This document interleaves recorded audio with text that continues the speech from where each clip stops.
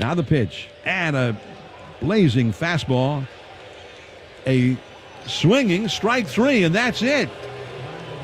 That pitch that, and I think I neglected to mention it, on which Marte tried to steal second and got thrown out. That was a strike. So this is the 0-2 pitch, and Doval blew it right by Brandon Nimmo to put an end to this game. The Giants with a 5-4 win over the Mets. What's going on, everybody? Happy Friday. Happy Friday. Before we get the show rolling here, we have a programming note. We've made an official change here at KNBR. The B in KNBR stands for Bailey. It's official now for Patrick Bailey. So I don't know what the K and the N and the R stand for, but the B is for Bailey. Unbelievable tonight what this team is doing. You guys have been excited all week about the Giants. They lost 2 out of 3 in Toronto. We had full phone lines all last night. On a Friday before a holiday, before the 4th of July, there was some fireworks in Flushing tonight. Unbelievable stuff we're seeing from this kid. I can go on and on about a lot of things that happened in this game tonight. But when you talk about your head hit the pillow at 4 a.m., and as a player, yeah, you can sleep in all day, but you're still groggy. Even if you don't sleep in till noon, you get your 8 hours. It's just kind of a different sleep. But to do what they did tonight is just amazing. And to see what Patrick Bailey's evolved into, I know it's a month into his career. I'm trying not to get carried away, but I think it's okay to get carried away because what he's doing on both sides of the baseball right now, on both sides of the plate, if you will, left-handed, right-handed, doesn't matter. The clutch 3-run home run tonight, the throw to get Starling Marte. I mean, he's throwing out elite base stealers on bad pitches. Do you know how hard this is to do? We're not talking about a fastball right down the middle or maybe a fastball up and away that's a modified pitch out. He's catching off speed down and away across his body. What that does do is keep your front side closed and you can get a little more velocity on the baseball. But the way he's handling these pitches and throwing guys out, I don't know what I'm more excited about, his offense or his defense. And last night I said during the show, if you missed it, that I think his defense is ahead of Buster Posey at this point. In 2010, when Buster Posey got called up as a rookie, I didn't think his defense was great. It was kind of a work in progress. If you remember, he used to stand straight up on balls in the dirt. He wouldn't block balls. He evolved into, obviously, a Gold Glove, a really good catcher, Hall of Fame catcher. But Patrick Bailey, with his game-calling skills, his framing skills, his demeanor back there, how calm and confident he is, and then just adding to it, he sat on that curveball. If you watch that swing over and over again, he absolutely sat on that curveball. He wasn't out in front. He let it get deep. He drilled it to center field, and he knew he clicked it. He sat there at home plate and watched it for, I don't know, a good 1,001, 1,002 before he started jogging down the line. So just amazing stuff. Their 21st come from behind win. Their 14th comeback win when trailing by multiple runs. That's more than they did all last year. And we're not even in the All-Star break. We're just over the halfway point. That was the 82nd game tonight. Last night we played a fun game. We did like a post-game wrap, KNBR Tonight style, like who's your player of the first half. We might do something similar tonight as we move along with the show. We're here till 10 o'clock tonight. And we might do something about predicting your second half player of the year as we move into the official second half of the season tonight with a big win in New York City. And, while we're talking about New York City, it's not an easy place to play. I don't care if you're playing the Yankees, you're playing the Mets. As a young player, some guys never get it, even as veteran players. When you go into Flushing or you go into the Bronx as a visiting player, it can be intimidating. And what I saw from Patrick Bailey tonight, what I saw from Luis Matos in center field, he played a Gold Glove center field tonight. This kid can really go get him. He's got a good arm. He made a good throw. I mean, it's not an easy place to be successful as a young player. It really, really isn't. And to see these guys go on the big stage and the bright lights and in what I call the championship innings, 7, 8, and 9, and Patrick Bailey do what he did tonight. What was more impressive, 808 KNBR, the throw or the home run? I know the home run was probably more valuable, but that's a one-run game in the ninth. Starling Marte can steal a base. That was okay for him to go there. It wasn't like Blake Sable. We get into the Blake Sable thing later, too, with the fan interference thing. But I'm sitting here flipping coins in my head, and I didn't know which one, so I just tweeted on my Twitter, like, this kid is special. And that's really all I can come up with. This kid is special, and this team has big character. This team has big character. These come from behind wins on the road. It doesn't matter where they're playing. This all bodes well for the future. So I'm going to be here tonight. I'm off till next Thursday, so let's have some fun on the phone lines on a Friday night. If you're traveling to wherever for the 4th of July, you're in your car, you're fired up about this win, 808 KNBR is a number. We're going to talk Giants baseball all night. We got basically a 2-hour show, so we're going to have fun talking Giants baseball. It's a good win. For some reason, it's just like recency, right? These wins keep becoming more special, and we used to call these snatches. You're snatching victory from the jaws of defeat. And another snatch piece for the Giants tonight. They were down, what was it, 4? They were down 3-1, 3-2, and then the 3-run home run to make it 5-4, whatever it was. I'm looking at the box score right now. Oh, yeah, it was 4-2. Then the 3-run home run made it 5-4. And when he hit it, he knew he got it. I knew he got it. And that's a big boy home run. If you've ever been to Citi Field, you start hitting the ball up to the batter's eye where the big apple comes up when the Mets hit a home run. Unbelievable stuff. So we got some Twitter fun that one of the reporters, one of the beat writers for MLB.com, say somebody named Patrick Bailey just hit a home run against the Mets. He was being tongue-in-cheek like everybody's killing the Mets. He had no idea who Patrick Bailey was. Can't do that. Got to do your show prep. Got to know that Patrick Bailey's borderline all-star at this point. I mean, we can talk about all the all-stars for the Giants as the game. If I'm the manager of the all-star team, and I'm Brian Snitker. It's Snicker, right? Yeah, Snicker. Yeah, Patrick Bailey's on my team. I'm sorry. He's got a 904 OPS and 115 at-bats. I know that's the only part where you kind of go, well, he just got here. It's a month. But like, if you want a first-half MVP of the Giants, we did that last night, and Patrick Bailey got a lot of votes. This whole thing turned around with Patrick Bailey. We talked catching in spring training ad nauseum. We talked about it. It was Austin Wynns, Blake Sable, Joey Bart. Nobody mentioned Patrick Bailey in spring training. Nobody. I saw him play like 2 innings. Like, this kid's okay. Whatever. I remember doing the show with John Lund when he got called up. John was all excited. I'm like, hey, easy. Everyone's not going to be Casey Schmidt. It's a month in, man. 150 at-bats. I think it's safe to say that whatever he does offensively is a bonus. And then last night I said he's more advanced than Buster Posey defensively at this time. And I think the throws and the framing are showing that. Buster also evolved into a Hall of Famer. I'm thinking about this. I'm going on the air. What about the offense? I mean, if we're going to compare him, like, what about the offense? Or let's just not compare him to Buster Posey. Let's just call him Patrick Bailey and leave it at that. But he was nowhere in the picture in spring training. And the Giants catching situation was not good. I mean, we were Roberto Perez, former Gold Glover. He'd been hurt a lot. Blake Sable hasn't really caught a lot. Austin Wynns was a good receiver, but he's kind of, a 26 guy like myself. He's not going to really move the needle. He's a good receiver, good teammate, plays hard, gets you a clutch hit every once in a while. And then Joey Bart, the Giants were waiting for this from Joey Bart for however many years, 6 years. And that never happened. So not to crush Joey Bart, but there's no comparison between these two right now. None whatsoever. I mean, this is Patrick Bailey's job for as long as Patrick Bailey's healthy, in my mind. And I don't think I'm getting carried away because I'm not going by the OPS. I'm not going by the batting average. I'm going with what my eyes are telling me. My eyes are telling me that this is a guy that Giants fans are going to want up in Game 7 of the World Series in a big situation late in the game someday. I don't know if it's this October, next October, 3, 4, 5 Octobers from now. But his pulse, how slow it goes, how he lets the game come to him. He really doesn't force things. He looks like a 33-year-old. All of these things, but there's a lot of Brock Purdy here because of Brock Purdy and the way he took over for the Niners, and he was so mature. But this guy's a first-round pick. I don't know about what he looks like in the shower, but he's a first-round pick.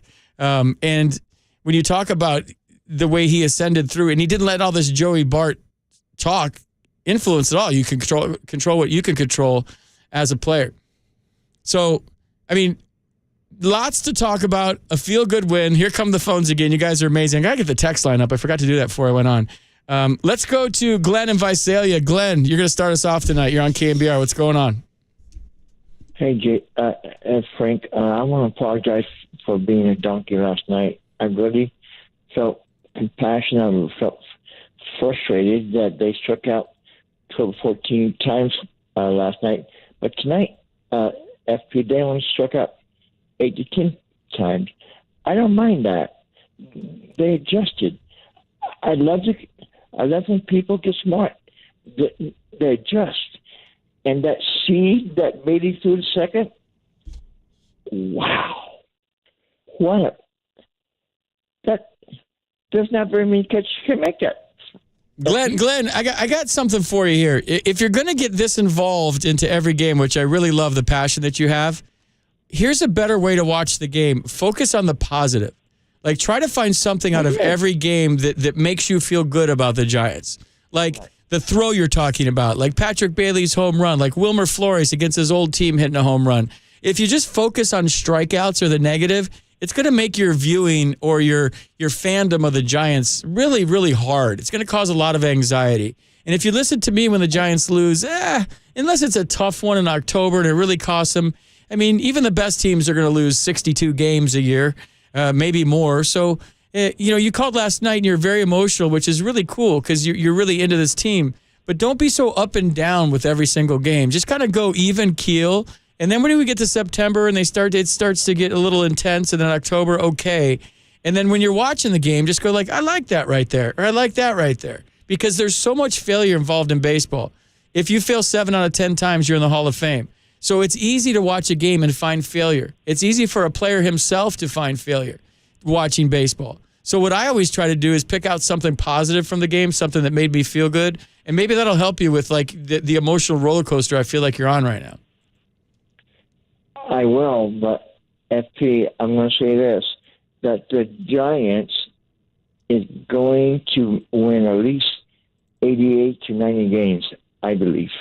I just want them to go 1-0 every day, man. That's all I care about. We'll look up at the end and see where they're at. I really don't like to get into, well, if they win 10 out of their next 12 or they win, I don't know, 60 out of 80 in the second half, it takes away from my enthusiasm, my fun for the game. And as players, that's kind of how we look at it. Just go like 1-0 today. Just win today's game because that's all we can control. Hey, would you have a great 5-day vacation and enjoy and stay cool? Thanks, Glenn. It's good to hear you happy tonight. Thanks for calling. I appreciate it. Thanks, Frank. All right. If you missed it last night, Glenn called and he was really distraught that the Giants struck out 14 times. Like, he was like very emotional. I didn't know if he was joking or not. Turns out he was serious. So trying to talk him off the ledge a little bit and not being such a roller coaster. Because you can get into that as a fan. You get into that as a player. Oh, I'm a happy hit guy. I got 2 hits tonight. Woohoo, where are we going? Let's have a beer. I'm 0 for 4 tonight. Don't talk to me.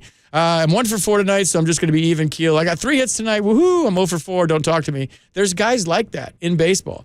And they don't care if you win or lose. They care about their hits, their numbers, and I don't know. Those guys retired now. They have all gray hair. They just worried too much. I worried too. I'm kind of being hypocritical, but I was more about us winning than my stats. Let's go to Jeff in San Jose. Jeff, you're on KNBR. What's going on? SP, what's up, man? Good to hear from you. This is Jeff from China. I'm back. All right. You're back from China. How was China, Jeff? China was great. I remember we used to call you, I guess it was 13 years ago. I used to call you when I was living in China every night after the Giants started to make their run. And, dude, this feels a lot like it did then when Buster came up and Mad Bum came up and Benji Marina took a seat and things started to really sort of shine, huh? It's weird because, I was back for half of last season, but this is my first full season back here in the Bay with the Giants. And I'm having those vibes too. And I'm wondering, is it just because I lived that 2010 thing with them and the whole torture, Giants baseball is torture. And, I was crying when they won the World Series because I grew up a Giants fan. And here we are, 13 years later, and there's a lot of similarities with the catcher behind the plate. There's a lefty down in AAA right now that's probably going to make an appearance sometime during the season. And when you have the young kids running around, it's just got a good feel to it, man. And I think it's just the way these guys scrap and claw. And I got real deep the other night. I don't know if you remember, Jeff, but I was talking about the other night why Giants fans are in love with this team. And they're gritty, they're grindy, and it's a lot like our city, man. Our city takes a lot of crap around the country, and it's kind of snowballed and avalanched into this perception that's kind of reality, but not reality. And I think it gets way more of a bad rap than it deserves. But it's a grindy, gritty city. We're Northern Californians. We wear hard hats and lunch pails, unless we're a tech bro and we drive a Lamborghini, but they don't count. And then the coastline and how rugged it is. I mean, this team kind of represents that. They're going on the road in these hostile environments, whether it's Dodger Stadium, whether it's Citi Field. I don't care about records, but they're going on the road and they're winning Coors Field. I mean, and they're pulling games out of their you-know-what, and that just tells me about the character of this team more than any individual player. I fully agree, and I'll tell you something, FP. I think it does have to do with the fact that you're back. They went on, they won in 12 and 14, of course, but it didn't quite feel the same.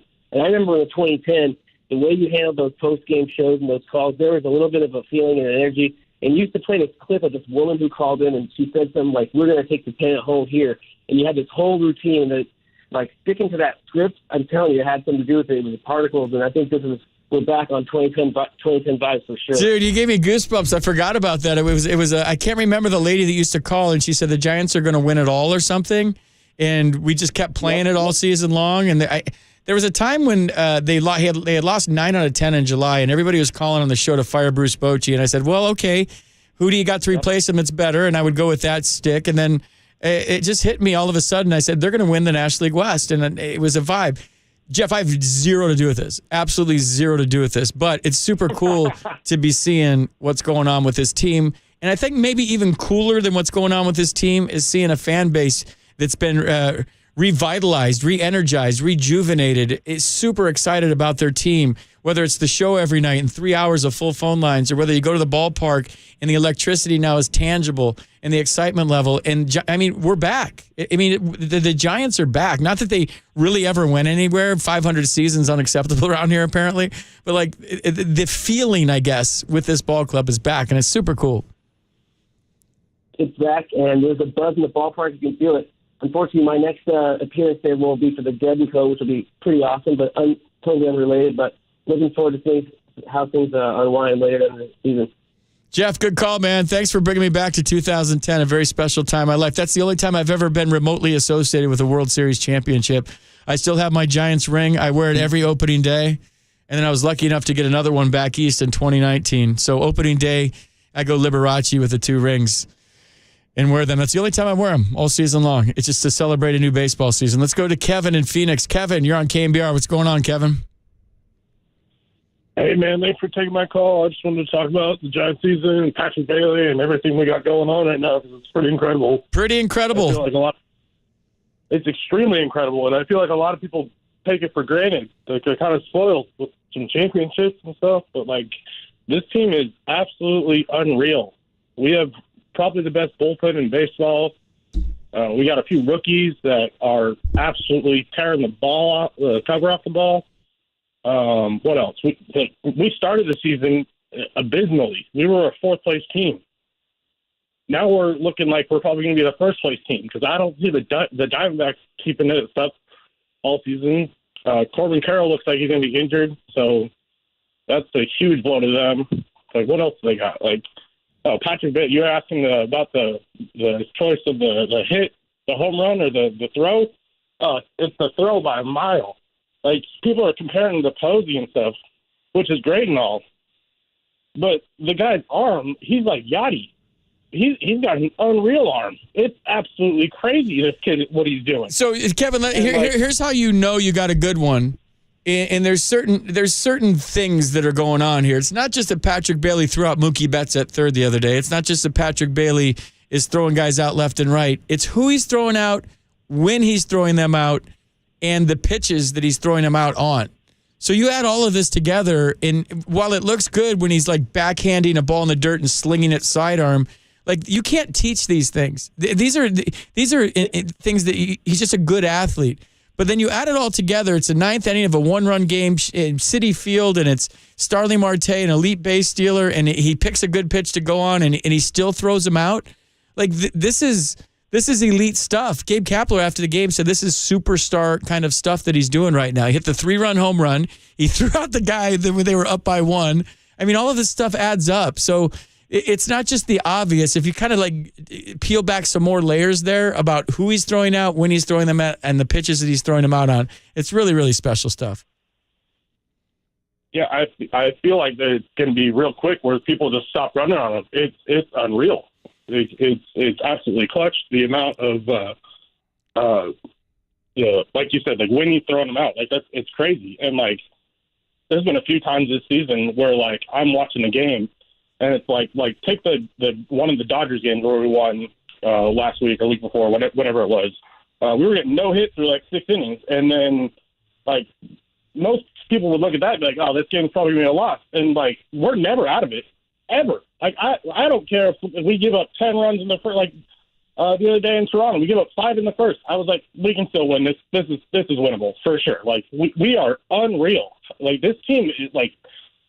Gabe Kapler is doing an unbelievable job. Farhan deserves Executive of the Year. Like this team is unreal. Like the amount of people that I hear talking bad about the Giants is mind blowing for how good this team really is. Like on paper, it's crazy. Well, Kevin, it's top of the hour, and I got to roll right now. But here's something, and I don't want to get on my soapbox because it's a really special time. I feel like during this Giants baseball season. But there's a lot of lessons to be learned here about how we all react to things that happen in the offseason, because that's all we have in the offseason, right? We don't have a win or a loss for the day. The Giants haven't won 6 out of their last 7 in December, so we don't have anything but to cling on to transactions. And I feel like there's a really huge lesson for all of us here. And I'm not taking a victory lap yet because it's not even the All-Star break yet, but we're so excited about this team. And I think many of you were so down on this team because there was a couple of guys that weren't signed. So there's a lesson here that you have to play the games, that baseball's such a crazy sport, you never know what's going to happen. And sometimes the guys you don't sign are a blessing in disguise. And it's hard when the Padres are doing this and the Mets are doing this, and then your team just played a 500 season and they're not doing this. And I get it. But there's a lesson here to be learned for all of us, to just be patient and let things play out. You never know how a team's going to come together. And right now, and that's all we have is right now, it looks like a really special bunch.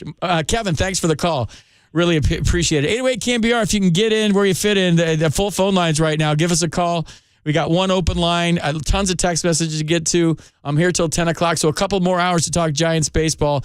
A big come from behind 5-4 win on a Friday night at Citi Field. Patrick Bailey with a 3-run home run. He threw out a runner in the 9th inning. He's doing it all.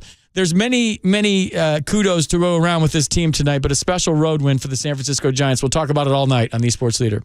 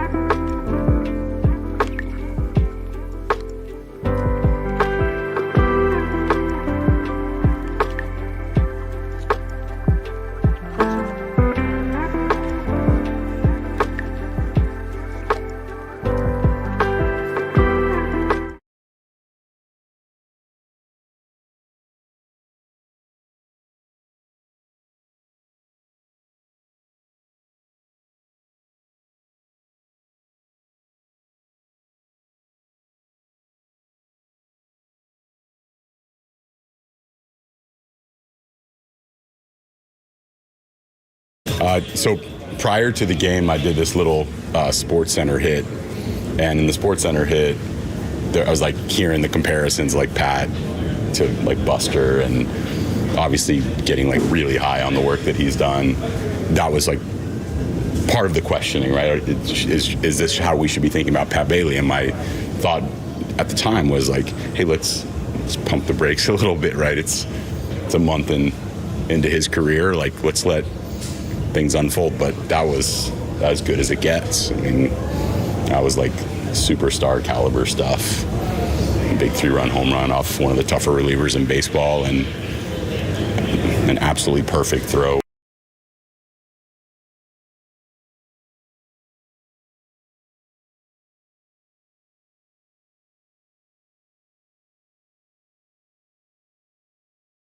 That was Gabe Kapler talking about his catcher. And I'm guilty of this too. So this little rant I'm about to go on is mostly to me and kind of to you too, but mostly to me. Let's stop comparing him to Buster Posey. Let's just let him be Patrick Bailey. But he's done such a nice job that it's hard not to, right? And he's playing so well, it's hard not to. But I feel like sometimes when you keep comparing somebody to somebody, then just let him be Patrick Bailey. Buster wasn't a switch hitter. They're different styles of the body styles, different makeups, like whatever. Like Patrick Bailey's doing enough on his own that I don't even think he needs comparisons right now. But it's kind of fun. I get it.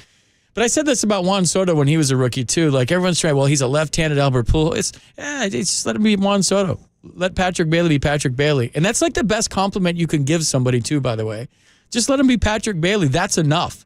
He doesn't have to always be Patrick Bailey, Buster Posey. And like I said, I'm guilty of that. I already said that on the show already tonight, and I said it last night too. 808 KNBR is the number. I'm getting a lot of text messages on the text line. The line's busy. Keep trying. It's we got full phone lines right now, but keep trying. We'll get you in. I love the enthusiasm. Giants fans are so fired up right now. You're fired up to have a forum on KNBR, the Giants flagship network, at night, every night, to talk baseball with me, talk sports with me. I'm excited that you guys are this excited. So it's kind of like we're feeding off each other right now. We're like a double play combination. I absolutely love it. Let's go to Scott in Petaluma. Scott, you're on KNBR. What's going on? Hey, good afternoon, man, my friend. What's going on, Scott? How are you? Hey, I'm excellent. Just enjoying watching the Giants this year. It's just been so much fun to watch. And like you said earlier, just gritty and, never say die. And specifically, I really like this new kid, Pat Bailey. But I've been thinking, like, he needs a better nickname than Patty Barrels. Yeah, I mean, we can think of one if you want. Well, I've been thinking something that has a Bay Area tie-in, like P-Bay. Then you could say, where did we get today's win? Oh, we got it off P-Bay. Okay. It sounds like we're going to urinate somewhere, though. I feel like, because it's got P in it. I don't know.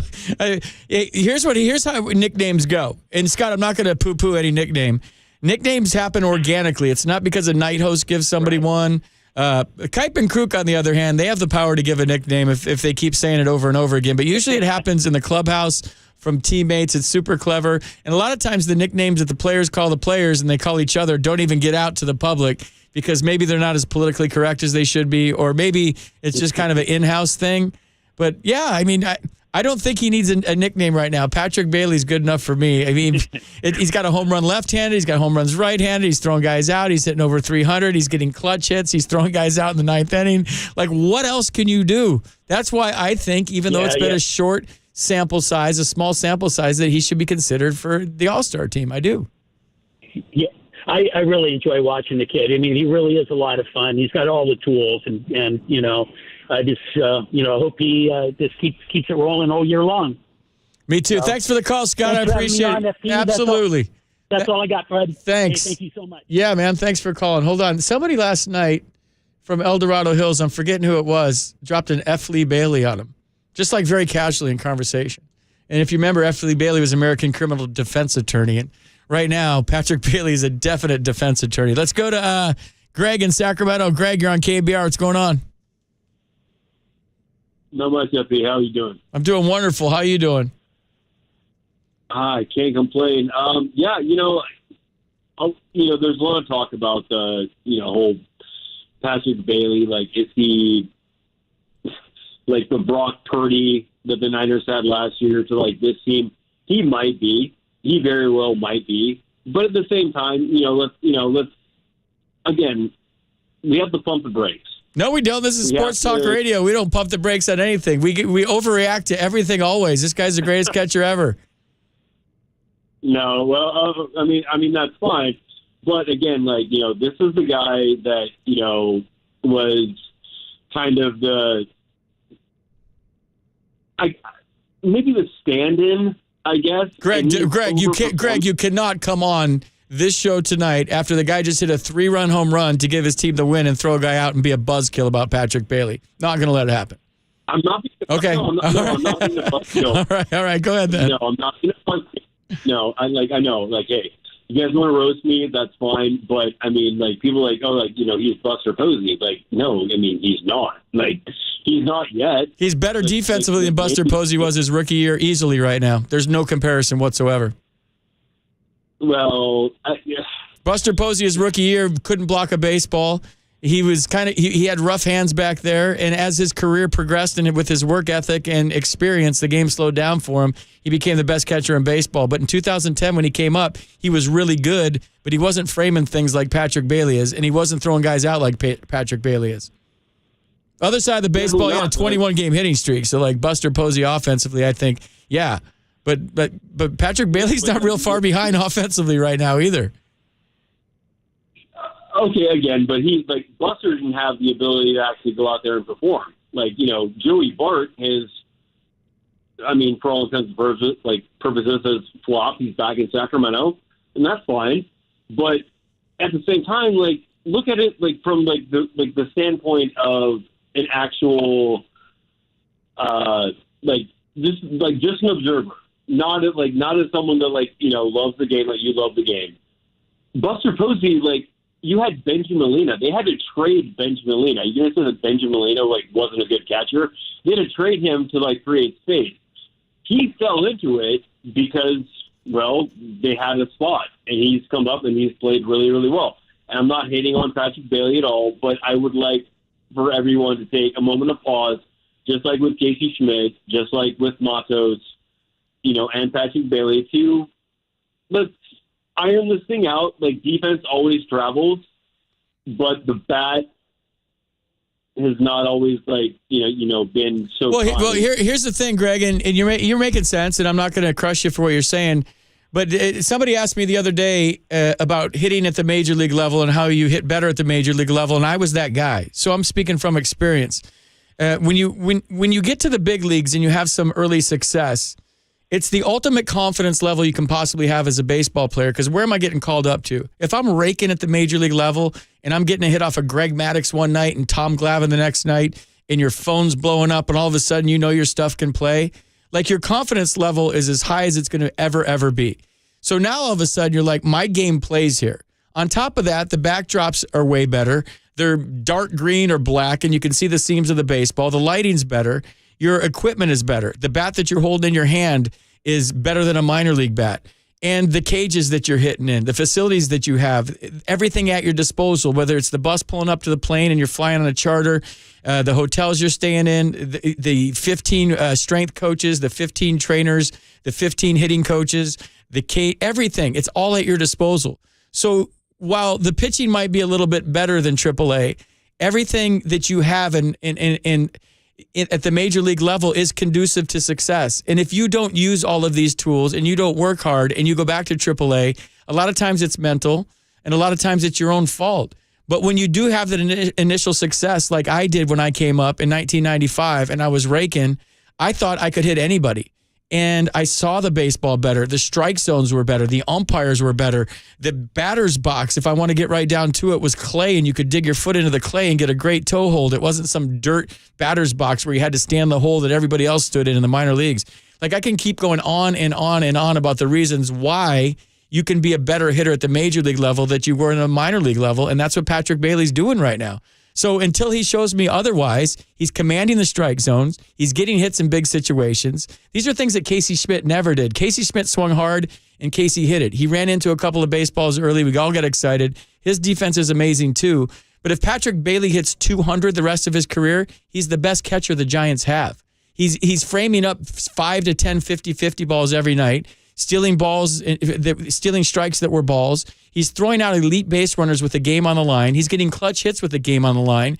Like, if you want to sit here and say pump the brakes on Patrick Bailey, you're the one guy out there that's thinking this. The one guy out there. And trust me, I've been in baseball my whole life. I know a kid that can play, and I see a kid that can play, and there's nothing here to worry about. No, it's not there's anything to worry about. It's like it's making that comparison. And it's making the, this like leap from, 120 at bat. And like all of a sudden now he is now like, the heir apparent. Yeah, I know, but I just said don't make the comparison. And then you came on right after I said it and you're making the comparison. Like, this guy's a good catcher and he's Patrick Bailey, and that's that. I'm not saying that he is not a good player. At the same time, I'm saying that you have to have a body of work behind you to support that. And that's just, Dude, you're killing the buzz, dude, on a good Friday. I'm going to let you go, Greg. I rarely let a guy go on the phone, but it's a Friday. The Giants just pulled out a win, and you're coming on here like a wet freaking blanket, and we don't do that on this show. Let's go to Greg in Portland. Greg, you're on KNBR. I gave you way too much time. That was a buzzkill call. We don't do that here. Greg, you're on KNBR. What's up? Don't be a buzzkill, Greg, or I'm just going to keep going because I'm fired up right now. I don't get fired up very often. This Greg. Dude, go root for a losing team. Like, the kid just hit a 3-run home run to beat the Mets at Citi Field. He threw out an elite base runner. You come on and say pump the brakes. I ain't pumping crap on Patrick Bailey. The guy absolutely is playing the game the way you're supposed to play the game. I don't know. Maybe he's going to be a career 230 hitter. But right now, you're going to come on and say that? That's just stupid. Go ahead, Greg. I enjoyed listening to you tear that guy down. He was very negative. That's what he was stuck on. And then I'm listening to you. This is not why I called, by the way. But listening to you, you know what you're talking about. I do. And just listen. The guy should have granted you your position. I mean, God. FP, you know what you're talking about. Well, when it comes to baseball, I do. 98% of the other things, I have no freaking idea, dude. That's why I trust call me. in. Hang out with me and listen to some of the crap that comes out of my mouth during the day that doesn't have to do with baseball. I have no idea what I'm talking about. Okay, well, yeah, and that's true. But I call in and listen to get your baseball knowledge. So, hey, I wanted to talk about again base running and base stealing. What did you think of Marte going like that? I want your take on that. I know it was the ninth. There was only one out. He's fast.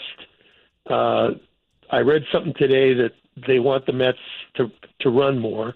But, the game, and Nemo's a good hitter, but all of a sudden, it was over after that. And what did you think of it sending him? Would you have sent him?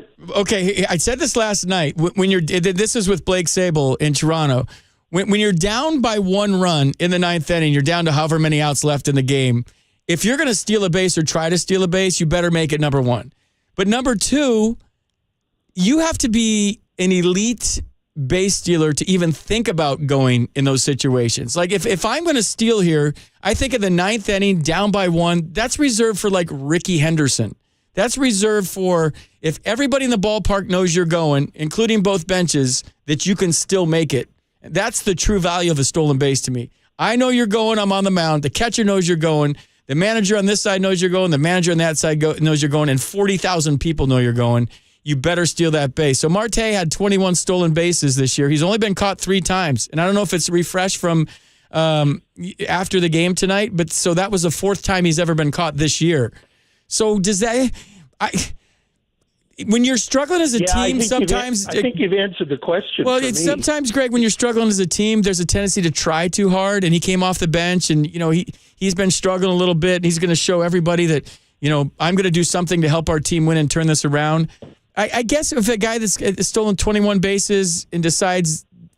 I'm okay with him stealing tonight. I am, even though he didn't make it. That's a guy that I think off of Camilo Duvall with his long delivery to home, I just didn't think he just didn't take into account some kid named Patrick Bailey back there that made a a plus throw to get him. Everything had to go right. I mean, it was a tough pitch to handle. He threw the ball right on the base. The tag was great. So like 3 or 4 things had to go right. So all he had to do was run. I think I'm okay with that one. Blake Sable the other night, I'm not. Like he tried to. That's just. There's got to be a stop sign given to him in that situation. You answered it for me. The more I listen, I thought, yeah, this time that was probably a good move. Okay, one last thing, real quick. I agree with you. In fact, as a player and also in the service, nicknames are organic. They just come out. Greg, what was your nickname? What was your nickname in the service? Can you say it? My pals still call Buffalo. Buffalo. Why, you got a big head? No, I got it because of my attitude, my dogged. You didn't mess with me. All right, I thought it was going to be like Rocky Mountain Oysters or something like that. All right, Greg, thanks. Nope. Thanks for the call, dude. I appreciate it. All right, let's take let's go to Trevor and Willows before we break. Trevor, you're on KNBR. What's going on? Hey, FP, thanks for taking my call. Love the show, man. Thanks. So, 2 things. First of all, I'm not going to compare this team to 2010, and I'm not going to compare Patrick Bailey to Buster Posey because they are very different. For example, Bailey has a mustache, so he's really different. But, he does have a cool porn stash. He does. He has a porn stash, but it is interesting. There's a kind of a weird mixture of like the funky characters, kind of like what we had with the Giants with their 3-time, like Panda and Wilson and all these just weirdos, and Hunter Pence, and then we have Peterson running around with his tongue hanging out in the outfield, and then there's this unbelievable calm from the rookies. I mean, yeah, Sable made some weird mistakes in the last few days, but they just seem so well prepared, and it's an interesting mix for me. And I just wondered if you'd talk a little bit about, first of all, why these rookies seem so mature. And then I want to ask you about some rotund figures in the East, in Toronto and in the Mets. Trevor, here's the reason, and this is just me spitballing here, and what do I know? But today's game, when a rookie gets called up, if you can help us win a game, they're embraced. There's no hazing. There's no like speak when you're spoken to and be seen and not heard like it was back in the old days. If you can contribute, you're welcome, and you're made to feel comfortable right out of the gate, which I think is how it should be. The second reason why is I think you have to go down to player development and the coaches in the minor leagues that prepared them for this moment. They never get any credit. You don't even know half of them are. They're making $30,000, $40,000 a year. They're down there riding buses, and they're teaching these kids how to play the game at the highest level and to be winning players in a winning organization. That's a little bit different than maybe somebody getting called up to the Royals. So when these kids just seamlessly walk in and they seem like they're 10-year veterans, you have to tip your cap to the coaching staffs in A-ball, AA, and AAA, the guys that these guys have had along the way. Then you have to tip your cap to the veterans on the team that have brought them into the clubhouse with open arms and said, you do you, be you. Go out there and be you. Don't change a bit. Keep being you. And the coaches, whether it's Gabe or Kai or whomever, that's telling them, yeah, just do your thing, man. And just I'm not gonna overcoach you. Just do your thing. And so you add all of those things into the mix, and now you have a rookie that doesn't seem like a rookie that's playing like a veteran. He's not playing on eggshells. He's not looking over his shoulder. If I make a mistake, I'm going to sit on the bench for the next 6 days like we had to. I just go play. Go do your thing. And if you're going to fail, you're going to learn from it. We'll give you fail, you're going to learn from it. We'll give you a hug, and just don't let it happen again. I mean, and they all seem comfortable. And I think, and this, like I said, just throwing stuff against the wall and seeing if it sticks, that could be like the perfect storm for why these rookies are playing so calmly and so veteran-like for the Giants. Makes sense to me. Yeah, let me ask you think one that's other true. thing, because last night in Toronto and then today in New York, I started to see a body type I haven't seen since the Panda. There was a guy named Kirk, and he was a catcher. He looked like a fire plug, and how come we don't have any of those guys out here on the West Coast? Man, I don't know. I don't know. I can't really like just, I don't know, figure out what people eat and their dining habits and their eating habits. I don't know, or their work ethic, or sometimes it's just your body type. Sometimes you're just like, I don't know, a little bit too short for your weight, and then it looks a little bit different. If you're in the big leagues, you're in the big leagues, though. I learned early on not to make fun of anybody that's maybe not as fit as they should I'm not be. making fun. Yeah. I just appreciate the chunky ball player, and I'd like to see more of them, and I think we should get one to grow into our interesting staff. Trevor, it's a real quick story. I was doing one of my first ever games with Dwayne Kuiper in San Diego and his Padres, and David Wells was pitching. I made some comment on the air about like how big he was, and I don't even think it was that politically correct. And Kuiper looked at me on the air and he said, "Well, you know what? He's still playing, and you're not." And I just went, "Oh God!" I learned a quick lesson on not to make fun of guys that are still playing with their body shapes on the air. One of my very first games, so I just stay away from it ever since that day. Trevor, thanks for the call, man. Good stuff. Really appreciate it. Thank you. All right, 808 KNBR is the number. Yeah, we're having fun on this show. If you've listened to it at all in the last year and a half, it's Ted Lasso meets radio. We're positive. We're upbeat. We have a great time. We find the positive in everything. And if the team's really sucking, then we'll break that down too. But right now, it was just a feel-good 5-4 win when it looked like the Giants were going to drop another one. We had the rookies step up again. You got to love these kids. And a big win in Flushing tonight for your San Francisco Giants. Full phone lines right now. Wait right there. We'll get to your calls on the other side. You're listening to FP Santangelo. This is KNBR Tonight on the Sports Leader.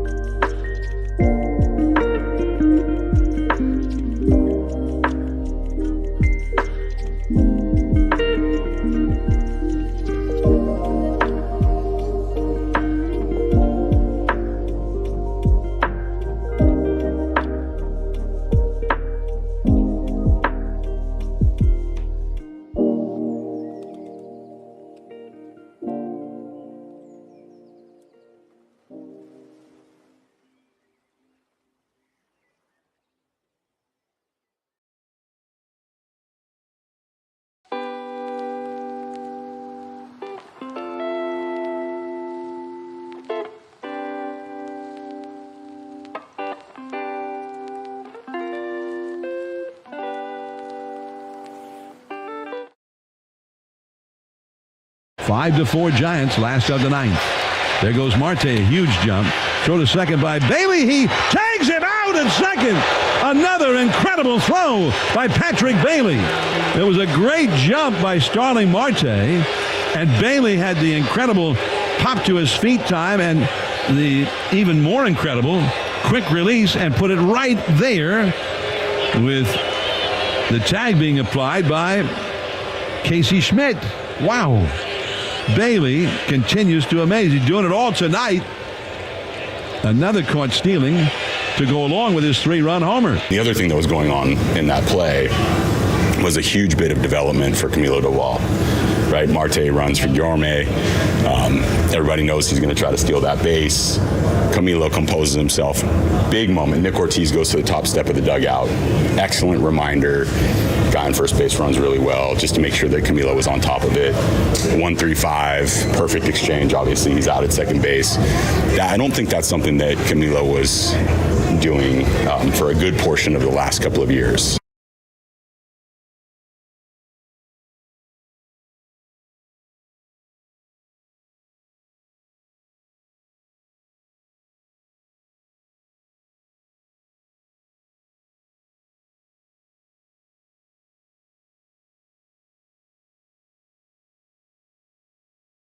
Special stuff going on with this team right now. The kid behind the plate is a special player. And I know it's a small sample size, but everything he's done since he's been called up oozes he's going to be here for a long time, and he's going to be the Giants' backstop for a long time. It's not like he's going up there swinging wildly at pitches. It's not like he's doing stupid things behind the plate. Everything he does, he's acting like a 33-year-old veteran. I compared him to like Kurt Manwaring when he was a Giant. You remember how Kurt Manwaring was just kind of like a solid catcher? That's what I thought at first. And now he's kind of elevated himself to a different level where, I mean, he's one of the elite catchers in the National League with what he's doing, where he's doing it. If you've ever, I mean, as a rookie when I went to New York, and this never changed, I was always intimidated as a visiting player in Yankee Stadium at Shea Stadium. And I don't know what it is about the New York fan. They're so intense. They're so on top of you. And it just has a different atmosphere. And I was never, ever comfortable as a player. I don't know what that says about me, but I was never comfortable as a player, especially a young player going into Shea Stadium. It was always like, wow, there was a buzz about the game. There was the fans were on top of you. They weren't nice. And it was just an intimidating atmosphere. So when Frank Sinatra says, if you could make it there, you can make it anywhere.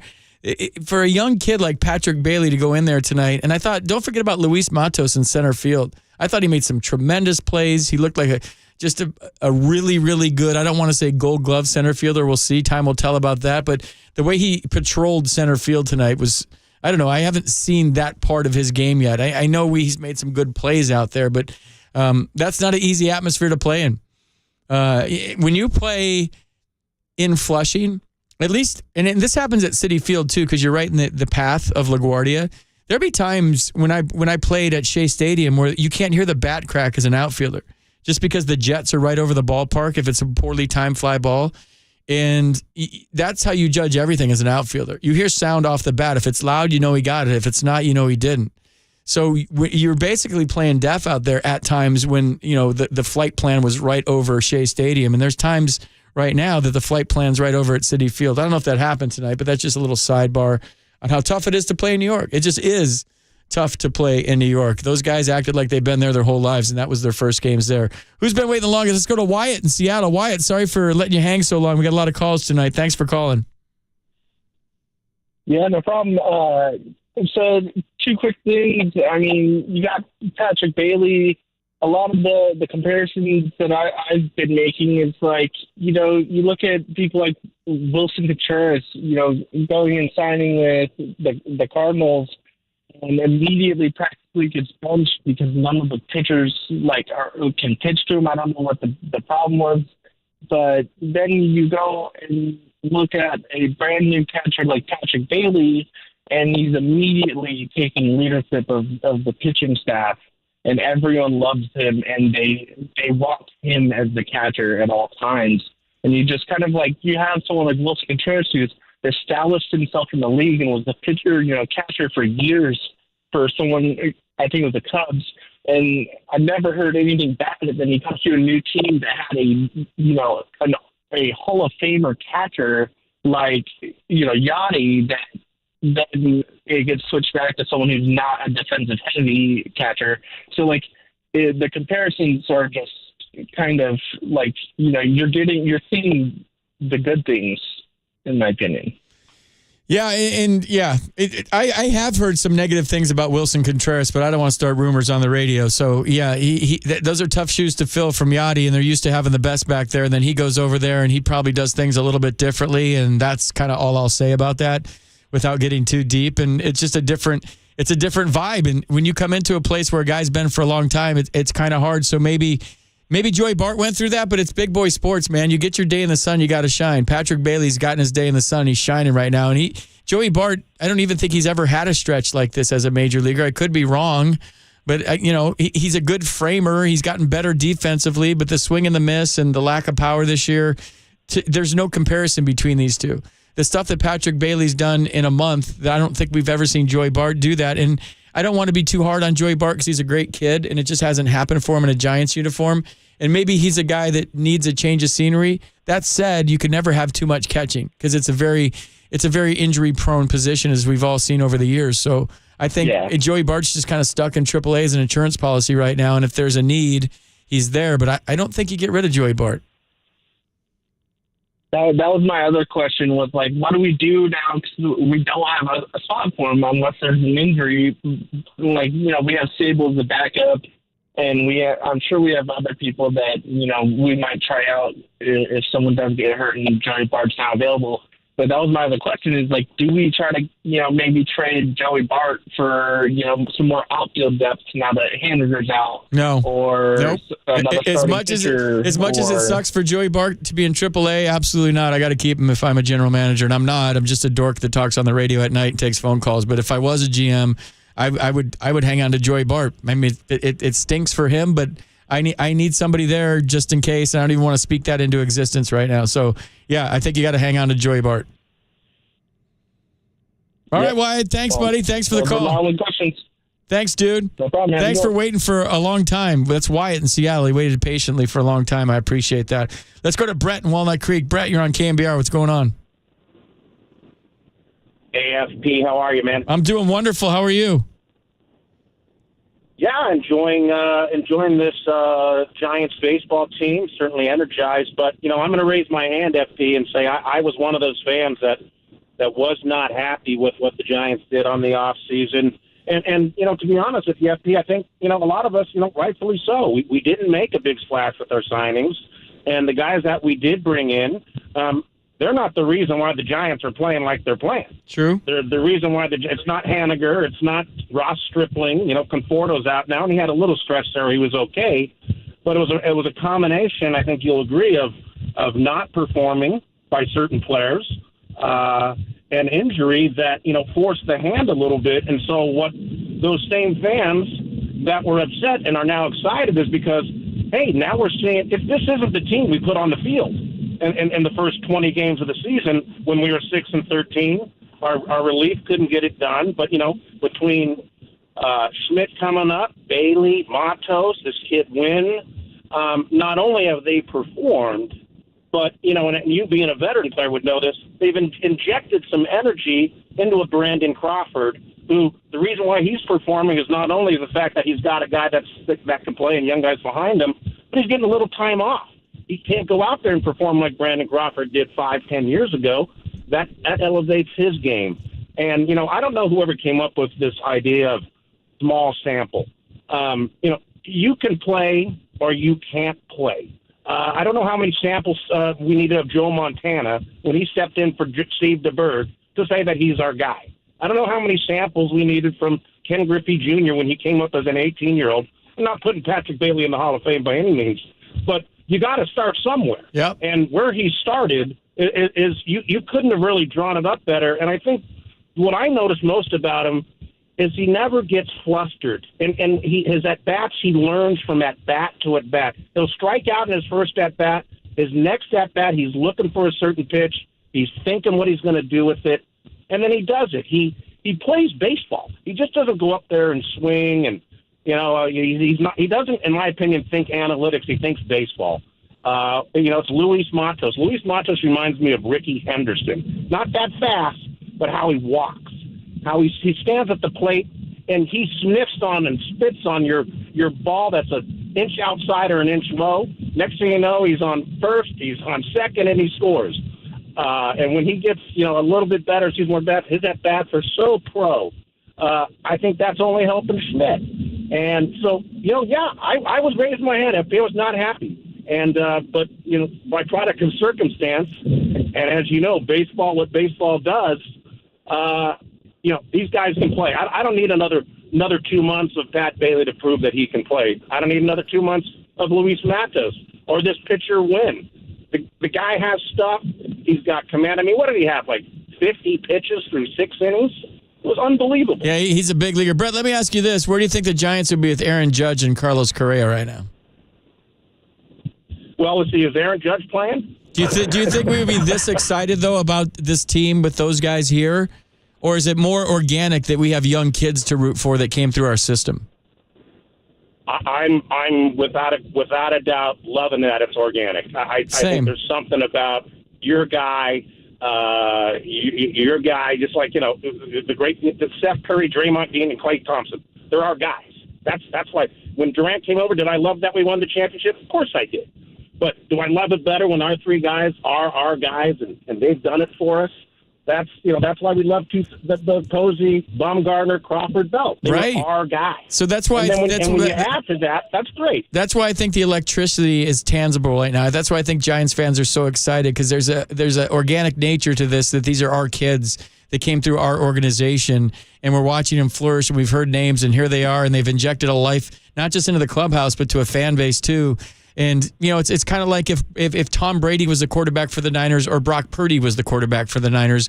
I think because Brock Purdy was the last pick in the draft and he worked his way through, and all of a sudden we went nuts about Brock Purdy during football season like we're going nuts about these Giants right now because it was such a great story. And I think that's what I don't know, in a romantic sense as fans, that's what we enjoy, right? These are the minor leaguers that we've heard about, and here they are, and we're winning, and we're flirting with first place. And there's no reason to think this team can't win the National League West with these guys. And so I think, if it was Aaron Judge, they would sell a lot of jersey and probably a lot of season tickets, and we'd still be excited. But I think it's just kind of ratcheted up a notch because it's so unexpected and so organic. Yeah, I think unexpected was a great word right there, FP. It wasn't the guys before the season started that we thought were going to be up here doing this. It wasn't, your Marco Lucianos. It wasn't the pitcher that was going to be our number one guy who, is still waiting to come up here. It wasn't Pat Bailey. It wasn't Schmidt. And so it makes it more exciting, just like what you said with the 49ers. No one's expecting Brock Purdy to come in and do. So all of a sudden, not only are you surprised, you don't really get let down, because if Bailey came up and he didn't do anything, no one would have been like, oh my God, who was this guy Bailey? Why did we? He didn't expect him to do anything. So it was only like a win situation. If they come up and they do great, wow. And if they don't, well, we didn't expect them to do. Vice versa with, let's say, a Joey Bart. He was expected to come in. And that's a big weight to have on your shoulder. Bailey, I don't think felt he had any weight. He's saying, I'm going to go play ball. It's a great deal. Brett, you know what's also happening right now that I don't know a lot of fans are thinking about, that the Giants have a young base, and they have some young players that can really play, and they're winning. And we were talking about Shohei Ohtani next year, forever Giant, just hit his 30th home run tonight. Like, this bodes well for signing that guy next year. If the Giants win, and they don't just win because they signed a lot of veterans that are going to be here for a second, they're winning because of a core base that's young, and he can see a future here because he got a taste of it in the World Baseball Classic, and he's never really won in Anaheim. I mean, they're in the mix now, and they had to win to be in the mix. So there's a lot left to be played out, but if this keeps trending in the right direction, you might be happy this offseason with a really big sign. Hey, sure was a lot of fun. Appreciate the time, FP. All right, Brett, I see the phone lines are absolutely stacked. We're going to get to your calls. We're going to have some post-game sound on the other side. If you're on hold, stay right there. We're going to get to all your texts on the text line, all your calls. You're listening to FP Santangelo on KNBR tonight on the Sports Leader. Your calls, post-game sound, next.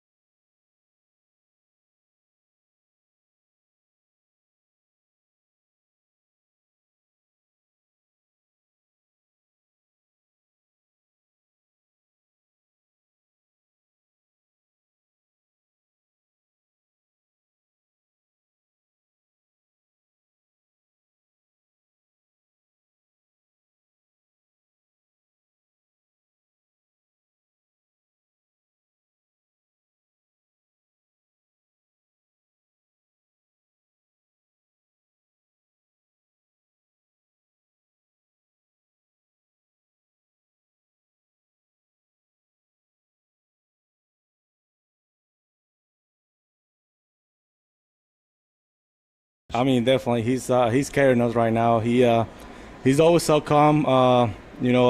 Big situation, big spot.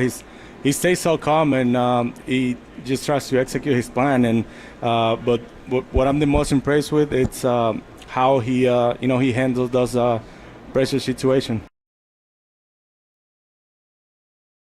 That was Wilmer Flores on the KNBR postgame show with John Miller after he hit a home run tonight. We haven't even talked about Wilmer Flores going back to New York in Flushing and hitting a home run against his old team. Remember when Wilmer Flores found out during the middle of a game that he got traded and he started crying? I mean, I didn't know a whole lot about Wilmer Flores at that point, but I just knew he was a good dude. If he cared that much about where he was playing that he was crying in the middle of a game because somebody had seen on Twitter that he got traded and told him in the on-deck circle and he loved it there so much, I'm like, man, I'm a Wilmer Flores fan immediately, and then now we all get to know Wilmer and love the fact that he's a professional baseball player and just a really nice guy. This is the first year I've been around him on a daily basis, getting to know him, and he's just a wonderful dude. And he walks up to friends because that's how he learned English, watching Friends. I don't think a lot of people knew that when he first got to San Francisco. It was a big story in New York. But 808 KNBR is the number. Giants win 5-4. Patrick Bailey with a 3-run home run gives the Giants the lead, throws a guy out, does everything. It's been the Patrick Bailey show. I came on initially and said the B in KNBR has officially been changed to, it stands for Bailey. I don't even know what it stands for. You guys know what it stands for? What is it? NB? I know they're just call letters, but does it stand for anything? Did the letters just stand for anything? Should I know that? K. I know K. It's just it's either W on the east of the Mississippi, K on the west of the Mississippi. North Bay Radio, is that what are you just making that up? Are you pulling that out of your ass, Tony? Fact check that before I get in trouble. Lots of calls, lots of text messages. You guys are I mean, this week's shows have been the highlight of my career back here at KNBR. Since I left last time, I think one of my last shows was after the Giants won the World Series. Then I went back east for a decade. Now I'm back. The Giants are playing well again, and you guys are lighting up the phone lines like the old days. This is so freaking incredible. Let's go to Steve in Bend, Oregon. Steve, you're on KNBR. What's going on? Yeah, Pete, what do you say? What's going on? I say, hey, it's a great Friday night and a great win for the Giants leading into the weekend. Hopefully they can at least take 2 out of 3 from the Mets. First of all, Sham and I got a victory. No ego. The guy, I mean, here's Kapler letting these guys whittle down their ERA. This guy gets a victory. So that bullpen just continues to deliver. So my thought is, like, in 2021, when Buster retired, there was no pitch clock. A batter could go to the concession stands, come back an hour later, and they'd be waiting for him. Stolen bases were a lost art. You could throw to first base 100 times, nobody cared. Now you have a measurement. So this is a really good point, by the way. This is a really, really good point that nobody's brought up. Keep going. But you got Patrick Bailey throwing dimes on second base, and now there's a measurement, and now there's a precedent set. And I can't wait to see this guy in NLDS World Series. Forget his bat, just the placement of those throws. I've never seen a catch or throw like that. And I'm going to be before your time, but it's Thurman Munson, right? Thurman Munson was just delivered in big situations, and that's why his name's in the record books. But this is huge. This is huge, and I can't wait to see what happens with this guy. When and if the Giants get in the World Series or playoffs, I think he'll rise. This guy's cream. He'll rise to the top. What do you think? So, Steve, let me just kind of dovetail off your point here. So, with Patrick Bailey, this is a point that I should have made and failed to even think about it until you just jump-started my brain on a Friday night. The bases are closer. So the bases are bigger, and the distance between first and second is closer. You have limited disengagement. So if you throw over once, what are the odds you're going to throw over again? If you throw over twice, I'm getting my maximum jump. There's also the pitch clock that if I'm a smart base runner, I watch it winding down, I get a really good jump. So all of these things. You can only throw over twice. You can't throw over more than twice. Yeah, limited disengagements. You only have 2, and then if you throw the third time, you got to pick them off or it's a balk. But all of these constraints, is that a word? All of these constraints, I should say, the constraints against that favor the base runner, not the catcher, and he's still throwing guys out. So like you said, Buster Posey, they could throw over 8 times in a row, maybe wear the guy down a little bit. I used to talk to base stealers all the time, the elite guys, and getting back to first on the throwovers would beat up their body. It's almost like doing 5 or 6 burpees in a row. You're gassed, and then you try to steal the base. That has a cumulative effect over the season, too, that it really beats up your body, just getting back on throwovers. So now you don't have that. You have fresher legs stealing second base, even though we're only in July right now, or almost to July. So all these things added up, and he's still throwing guys out. Yeah, that makes it even more special. Yeah, so the last point I want to make, I know you got a lot of callers, but this guy he has ice in his veins. He's a lot like Camino. But it sounds like Duvall likes pitching to Bailey. It seems like a tandem that works. And you watch these guys at the end of the MLB. I'm up here in Oregon. I can't see the whole show. I can't see the post game. But these guys connect really, really strongly. And it's great to see. Anyway, great show. Thanks, Steve. Thanks, Steve. Thanks for calling. Yeah, we just got confirmation that the NBR and KNBR stands for nothing. So let's make it up then. Like, why let the facts get in the way of a good story? If you want to text me on the text line what the NBR stands for, let's go. Let's go to Mike in Eugene, Oregon. Mike, you're on KNBR, whatever it stands for. What? I'm not going there. What do you got tonight, Mike? How you doing? Hey, I'm doing great. Hum Babies come back. You know, it's just Hum Baby Central with these kids, and I'm just thrilled. Like I said the other night, I thought they'd come back, and I thought they'd come back tonight. My sphincter was so tight, I thought it'd snap in half.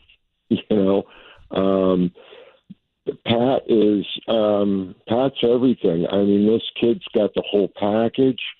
His arm, his intelligence, his timing, and his bat speed. He's so poised, but so is Montos. That kid, I wish I could have seen that catch when he's reflected as Willie Mays like for a catch by John. I mean, you're an outfielder. You tell me. I mean, it just sounded like everything's clicking when it needs to be.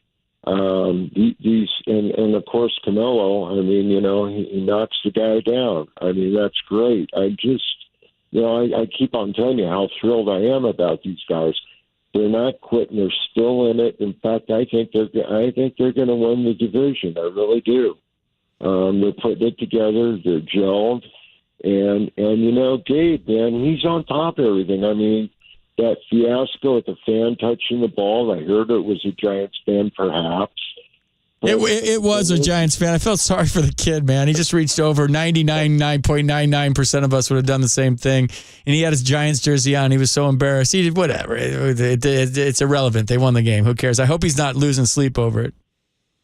No, but the thing is but Gabe, man, I mean, at least he's out there and he's out there talking to the up at second base, saying, I guess he might have thought that the runner might not have touched the bag, but I mean, he's really engaged and he's challenging these calls, and I'm happy to see that.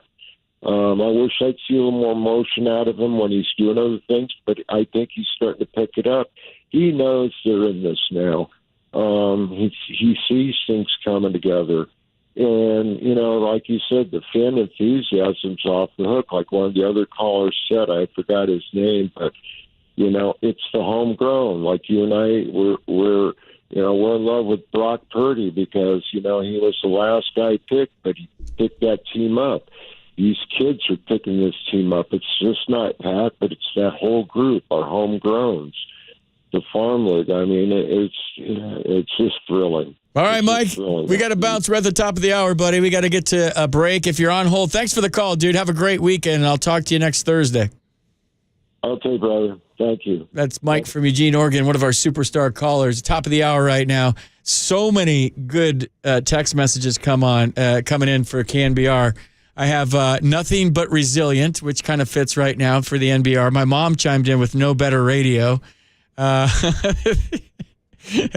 Keene National Broadcast Radio, somebody says. So what does KNBR stand for? Absolutely nothing.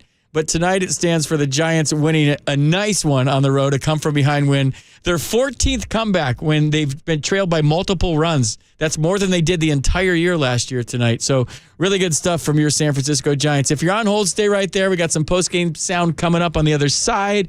But we have full phone lines. If it's busy, keep calling. Your call's next on the Sports Leader.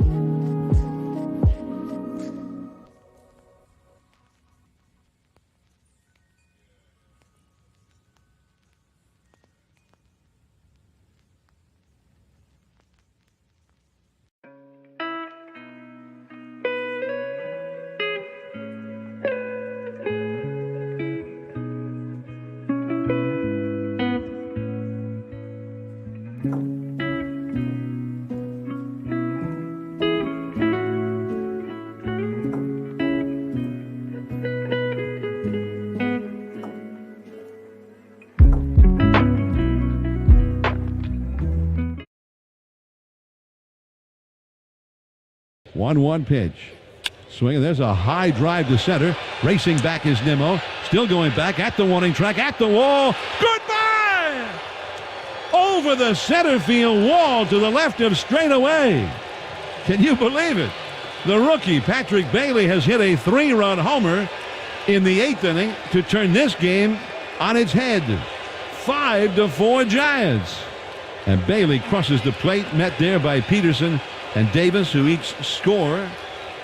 Amazing. What a moment for Patrick Bailey, a 3-run homer in the big city under the bright lights of New York. His 5th home run, and what a moment that was for Bailey. Patty Bales single-handedly put us on his back and, won the game for us. That you can reflect and just be happy that you came out healthy. That was Alex Cobb talking about Patty Bales. That sounds cool. There's your nickname. Patty Bales, that's what the boys are calling him. Simple Man by Leonard Skinner. This was Jacob deGrom's walkout song at Citi Field, and it was sick. I would get goosebumps every time he pitched. And the sound system at Citi Field is like no other. And he would come out and do his 8 warm-up pitches to Simple Man. I'd get goosebumps every freaking time. One of my favorite walkout songs of all time. One of my favorite songs. The words ring true. All right, you guys are chiming in with the KNBR stuff. Hilarious on the text line right now. Let me see. What do I got? Nothing but rings. Nothing but rings. That's good. Let me see. KNBR. Let me see. Somebody's saying that it stands for National Broadcast Radio. I know it's K west of the Mississippi and W east of the Mississippi. I've known that for years. I've been in radio for a long time. I just never knew what the call letters stand for. North Bay Radio. Someone's saying, you guys are clever. Keep it up. So if you missed it, apparently it stands for nothing. So we're going to make it stand for something. I mean, it's K freaking NBR.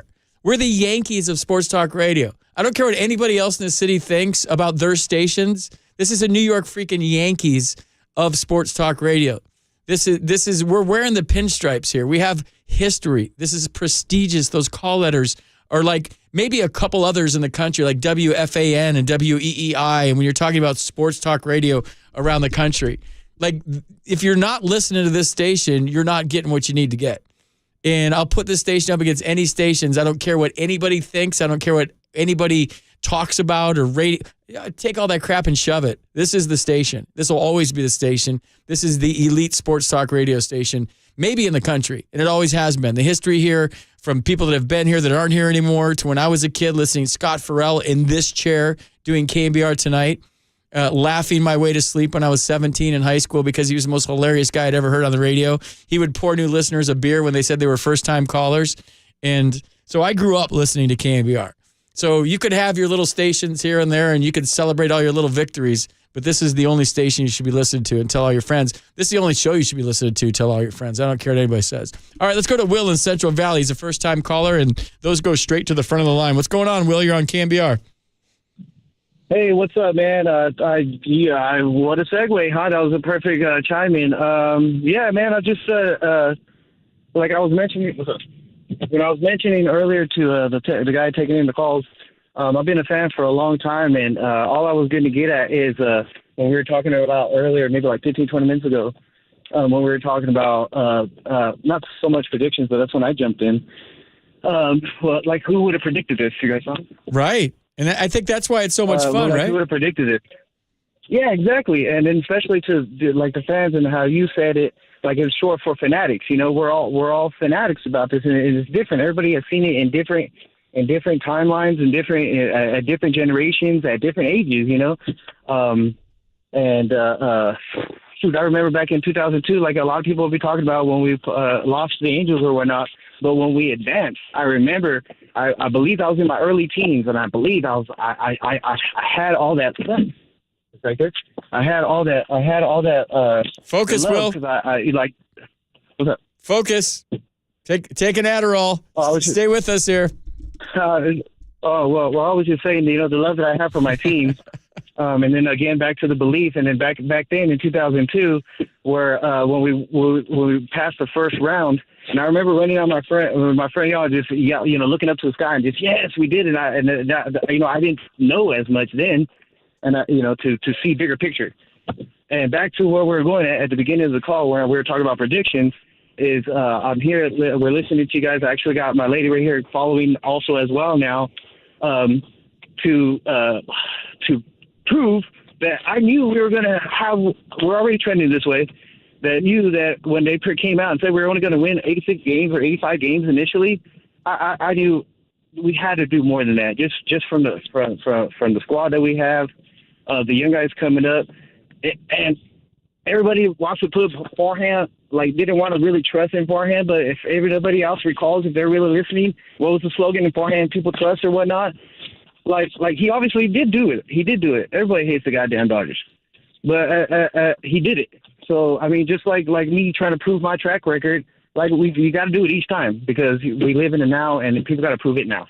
That's it, man. I don't know what else to talk about. Will, that was a good first call. You're a little bit nervous, but you should have heard my first show. I was real nervous. What's your girl's name? Yeah, dude. What's your girl's name? Kayla. Put Kayla on for a second. Is she a Giants fan? She's already listening, man. They're hearing me go at heart rate 100 miles an hour. Go. Is Kayla there? Is she a Giants fan? Hi, Kayla. I'm new to all the sports, though. Go. Yes, I am not a Giants fan. I'm new to all of it. So Will's trying to get you hooked on sports. So what's your favorite part about baseball season so far? It's very different. It's never the same. You can't really say that this game is going to be the same as the last game. It's always different. And that's the beauty of the game. And the more you keep watching, you start getting hooked on the players, kind of like you get hooked on a reality show, and then the storylines of the players.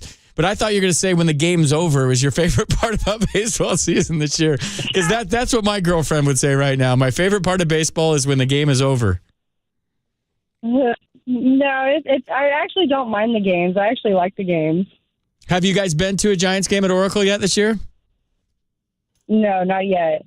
Well, you guys... Planning on it. Can we get some tickets, FP? What's up, man? Planning on it, but, we're broke, man. We're trying to bounce back from COVID. Well, I'm sorry to hear that, but I am not StubHub. But I hope you guys do get to a baseball game. And Will, I mean, you guys should be regular callers, and then we're gonna get Kayla hooked on baseball at least, and then maybe football too. Yeah. Maybe football Especially too. when we get the chip and we bring it home. When we bring it home, and then the replica ring night the next season for sure. Dude. Will, we gotta get it. How long have you guys? How long have you guys? One more thing I want to say. One more thing real quick. FP. One thing I want to say real quick. When nobody thought the Warriors were going to win it a couple years ago, I actually put a wager on. I didn't have much, but I put a wager on it, and obviously we won, so I got paid out on that. Well, you should use that. You should use that for Giants tickets. What? How long have you and Kayla been together? Fairly new. What, like 4 weeks? 4 months.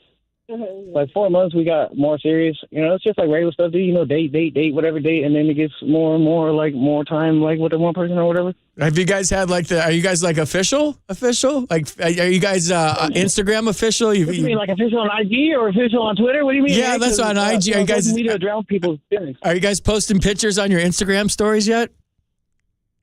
No, sir. I don't. I try not to do the social media because I don't need recognition. I know who I am. God bless you. I hear that too. I'm too involved in social media, so I get that. Well, good luck to you guys. 4 months. That's a good start, man. And he said 4 months. 4 months, right? Or 4 weeks? Which one is it? Yeah, I thought it was 4 weeks at first. No, I did say 4 weeks at first, but I guess it's 4 months. I lose track of time a lot. Well, that's a big difference. That's 1 month or 4 months, Will. I know. I just misspoke, man. Put the brains in the family back on. Let me ask Kayla. Kayla, how long have you guys been dating, Kayla? We've been dating since February. March, April, May, June. 4 months. All right, Will. We're going to have a KNBR math class for you, and we're going to leave you free tickets to it. Hey, good luck to you, crazy kids. Everybody got to listen carefully. Will, that was a good call. Kayla, have a good night, and good luck to you guys. I hope that next time you call, it's 5 months, and then you'll invite me to your wedding, and I'll do a toast for you guys. How about that?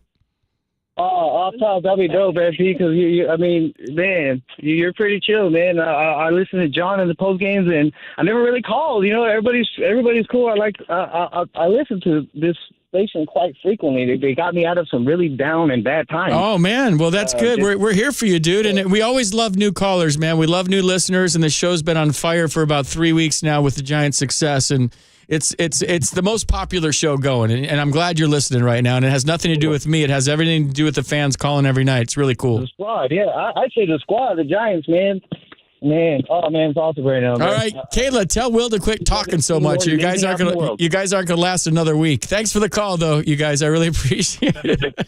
You're funny, Oh my goodness. Let's go to Giovanni in Santa Cruz.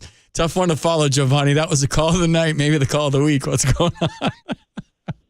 FT, man, you got us all laughing. That was so good. What do you got, Giovanni? How are you? Oh, man, it's a great show so far tonight. I mean, amazing win. Another, I don't know, this season's been just, so many great moments. I don't know which ones, this is just, amazing. The 1-0 win in Toronto the other day was just, dude, I love that. Well, it ended up being 3-0, but yeah, it was 1-0 for a long time. I know what you're saying, but here's the sign of a good season. And I was like, I thought that was going to end 1-0, but the sign of a good season and a good team is that you can't remember all the great games, and that's kind of what Giants fans are doing right now. It's just one after another, after another, after another, and I think that's why we're all thrilled. And you're like, remember way back in Denver when they were in Coors Field and they had those 2 come from behind wins? It's hard to remember right now, and so to your point, yeah, it's just one after another. The Dodgers series, and then who to get the Padres. I mean, that was a pretty good series, but yeah, it's been an amazing ride. I'm a little bummed out that Conforto, isn't playing right now in New York. That would have been pretty cool to see. Apparently they did a tribute to JD, Conforto, and Wilmer before the game tonight, and it sounded like, I didn't see this, it sounded like that Michael got a little bit choked up. And it's always hard going back to your team that you broke in with, man, because you have so many fond memories of playing with those guys, the ballpark, maybe the fan base was good to you. So a lot of times we think of our players as kind of just jumping around for the money and we don't get emotionally involved. But a lot of us do, man. It's hard to switch teams. And I think Michael's done a really good job being a professional with the Giants. But when you go back to Flushing in New York City for the first time, yeah, it's gonna tug at some strings. And I think it did tonight. You think it would have been really good in this series? What's that, Giovanni? Teammates. You think he would have done really good this series? Well, that's a good question, Giovanni, because some guys are hit and miss with that. We would all love to shove against our old teams, right? Go back. I'm going to go 4 for 4 with 2 homers, and then you try too hard, and it generally doesn't happen.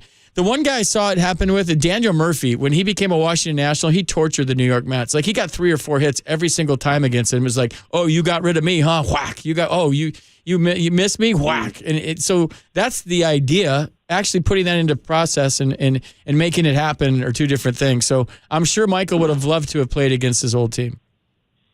Yeah, I mean, I don't know if he's day-to-day right now, but it'd be pretty cool to see him on there. And, man, Patrick Bailey, man, what a stud, dude. He's a stud. He's an all-star. If not this year, soon. All right, Giovanni, thanks for calling, dude. Have a great weekend. Have a wonderful 4th of July, too. Thanks, man. You too. Bye-bye. Have a safe 4th of July. We don't lose any fingers. Be careful when you're lighting the fireworks. Everyone's just I've had a few drinks, light the fireworks. Next thing you know, he's like, how many beers do you want? And you can't even hold up your hand. So you're done drinking? No, I just don't have any fingers because of the 4th of July. The 707 chiming in, FP, what you did was radio gold. You proved how much of a professional you are. You just took a first-time caller, and it was catastrophe. You turned it into entertainment and radio gold. Great job. Thank you. 707 chiming in. The 530 chiming in, FP, your ability to navigate calls, man. They're the best, cracking me up. Thanks, you guys. I have fun with you guys. There's a whole theory in radio that people don't like to take calls because callers aren't adding to the show. I think a good call could add to the show. I think a not so good call could add to the show. It's not what happens to you in life. It's how you react to it. And that holds true with calls on a night show too. Let's go to Dana in Scottsdale. Dana, you're on KNBR. What's going on, dude? How you doing? FP, hey, how good was that Miller call of Bailey's home run? Oh my gosh, the best. I don't know. John's just the best. It's just, yeah. Well, I would love to have heard you make that call because you'd have jumped out of your chair. I would. Yeah, I would have. I don't know if I'm ready to make that. That's why I don't do the 8th and the 9th inning because those are the calls that matter. That's why I do the 3rd and the 4th and the 7th because it's just there's still 2 innings that probably matter more. And yeah, he's the best, man. I could listen to him and Dave and Joe Rizzo's doing a great job this year, and obviously Kipe and Kruk are the best. I have their tiki mugs right here. The Giants sent me Kipe and Kruk tiki mugs today to the studio. Nice. Yeah, it was really nice of them to send me these. Russ Stanley sent me some mugs, so I got the Kipe and Kruk tiki mugs that I didn't get for the giveaway. And I'm going to Malibu with family and friends for the 4th of July tomorrow morning, driving down, and I will definitely use these mugs to drink out of this weekend. Nice. Hey, you said it. We snatched another defeat and made it a victory. And each time we snatch one of those, the confidence and the karma and the chemistry builds. And it's feeling 2010-esque. I'm not getting ahead of myself, but man, we remember in 2010 a catcher came up and kind of became the backbone of the team. And it all starts with Bailey now, right?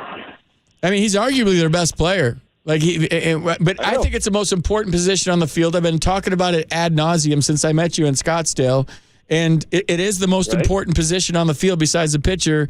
And the Giants were kind of like, I don't know, just trying to figure out that position. Now you got a guy that's arguably, I know it's a small sample size, but one of the best in the National League for sure, based on his framing skills, his pitch calling skills, his demeanor, the way he handles the staff, not to mention, a switch hitter that's hitting with pop from both sides of the plate and average, and he's throwing guys out. I mean, what else is there? If you can't get excited about Patrick Bailey right now, you really don't like baseball. And, the guy doesn't really seem like he's surprised at his success. Like, you see, I love the way he grins after that home run, coming to home plate like, you bet, I just did it, Yeah, he has his tongue out like Michael Jordan crossing home plate. Dana, are you still, where are you at, in Idaho? No, I'm in Wisconsin right now at the U.S. Senior Open. My childhood friend qualified for it, so I came up to caddy for him. Oh, no way. That's cool. Can we give a shout-out to who that is? Laird Small. He's actually just stepped down as the director of the Pebble Beach Golf Academy. And now he's in the seniors at the U.S. Open? Senior U.S. Open, yeah, playing with Bernhard Langer and all those guys. No way. Those are all the guys. Freddie Couples is amazing. I met him a couple years ago, and he actually watched the Nationals games and came up to me and said he thought I was a good broadcaster. I grew up watching Fred Couples as my favorite golfer. Even when Tiger Woods was at his peak, Freddie was always my guy because he was so Patrick Bailey. He's just so calm in everything he did and so cool, and his swing was so smooth. Dana, how many beers do you think you guys go through in a round? No, not that level, 0. None? Right? You don't have a couple. You don't have a couple loosen me up pops before the first round on Thursday? Well, I would if I was playing, but no, these guys don't drink at all, man. It's crazy. That's the amazing thing about it. Dude, did Joel Damon that story on what was it? Whatever Full Swing, and then he was trying to qualify for the U.S. Open, and he had a tough first round, and then he had to go back-to-back 18 holes. He had to go 36 holes, and he pounded some White Claws, and then all of a sudden he went like 4. Oh yeah, Joel. That's rare though. Like Joel Damon, he's a member at Mesa Country Club here in Arizona, and dude, he's like you. He's a classic. By the way, you're blowing up, dude. I can't even get through some nights, and dude, I'm glad nuts to see it. Like, you're at the epicenter of this whole giant karma. Thanks, dude. Hey, it just feels good to be back home with people I love. That's all I know. And a team that I grew up with, and a team that I played for, and a team that I coach for. Now I broadcast for them. It's just like I got to pinch myself sometimes, dude. I'm a very fortunate human being. Dude, you're dearly loved by the fans, including me. So, hey, don't you think this team kind of feels like that A's team you played on? They have kind of a magic. Dana, I'll tell this story, and I usually don't tell what happens on the road because it's really not good form, but I think it's pertinent right now, and I don't think it's pulling the curtain back too much. I was on a road trip in Milwaukee, and the team stayed at kind of a boutique hotel. I won't say the name of it. So it was kind of off the beaten path, and I went out to dinner with some of the crew that I work with, and I don't want to say names. And we came back to the hotel around midnight, 12:30, and there was a day game the next day, and I thought everybody'd be in their rooms, and the whole team was playing pool at a pool table in the lobby. I mean, the whole team, and they were having a great time. And I went over to Brandon Crawford, and I said, this is a really good sign, because you usually don't see that. Day game, usually everyone's in bed early, but the teams that really generally love being around each other, they love being around each other. So it was a day game, and it wasn't like wild where they were all drinking, but they were all hanging out. And I'm talking like 18 guys, 19 guys in the hotel lobby playing pool and just hanging out. And I just thought that was the coolest thing. And that was the day I knew that this team had what it took to win. And it wasn't anything I saw on the field. It's I've been a part of winning teams, and winning teams love to hang out. They love each other. It's not like 2 guys here, 3 guys there. This was the whole group and part of the travel crew and everybody playing pool. And it was like 2-on-2, and the people that weren't playing were all laughing and having a good time. I think they won the day game the next day. But it was a sign to me that these guys are a team. And it's something behind the scenes. Maybe I shouldn't have shared that. I don't think it's that pulling the curtain back and compromising anything other than saying these guys generally love each other. And it was a big sign for me that this team's going to win.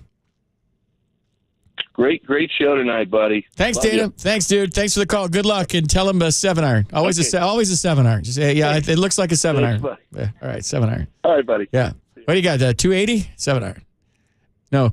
Like these pros hit their 7-iron like 200 and something yards. My 7-iron's like $150. And these guys are like, oh, I'm 207. 7-iron. Okay.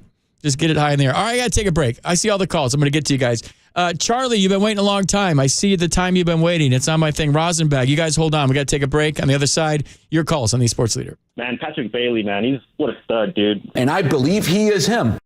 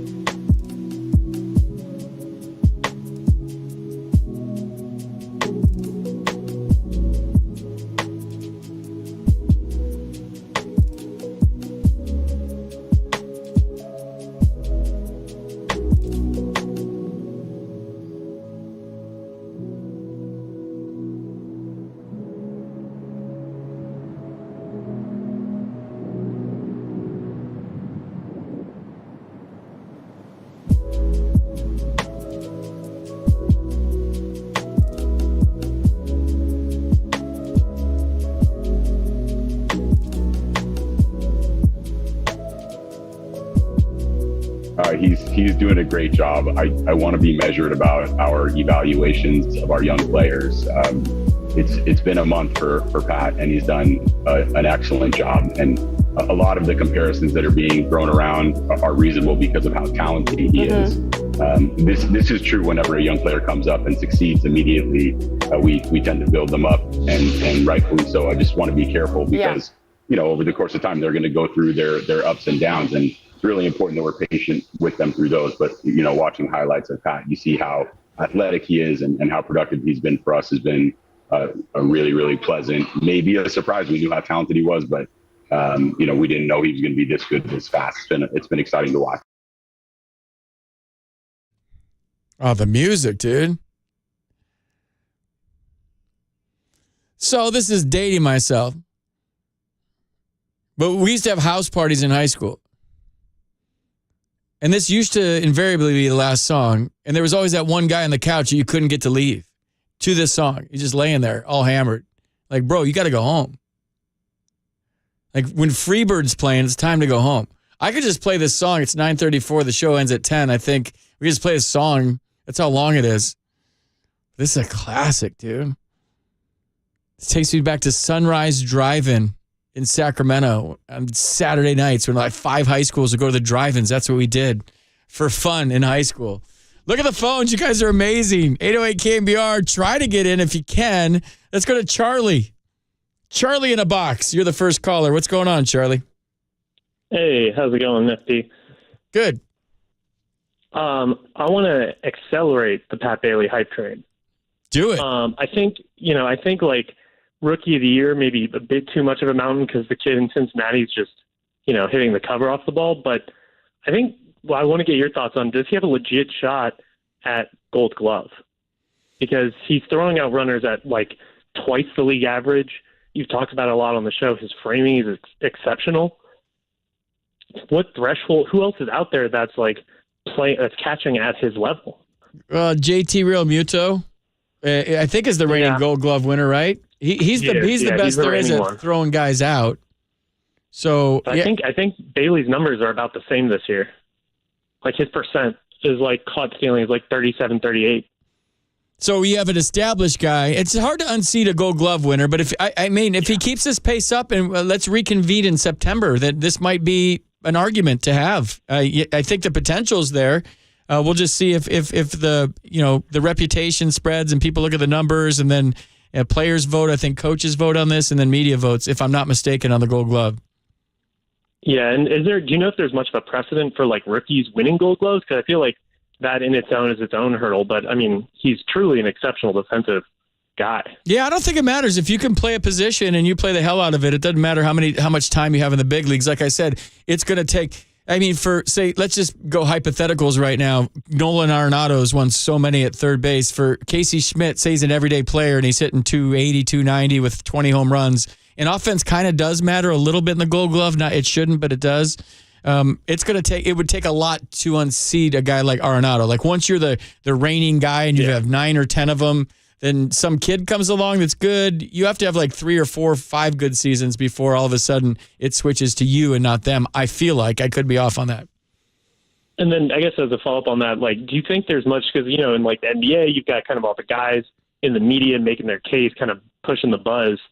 Do you see Kapler as doing that kind of thing for his guys that much? I mean, clearly like the guys like playing for him and all that, but wondering if there's like a media push that you guys there is. I've seen teams put together highlight reels and like kind of clips, media clips, and so like when the other broadcasters come into town, and I've seen teams push for guys to win a Gold Glove based on numbers, and they'll have a little sheet, a little readout that'll say so and so has got 2 errors in his last 87 games and and his whatever rating is this and that. Yeah, I've seen teams push for that. So it doesn't hurt.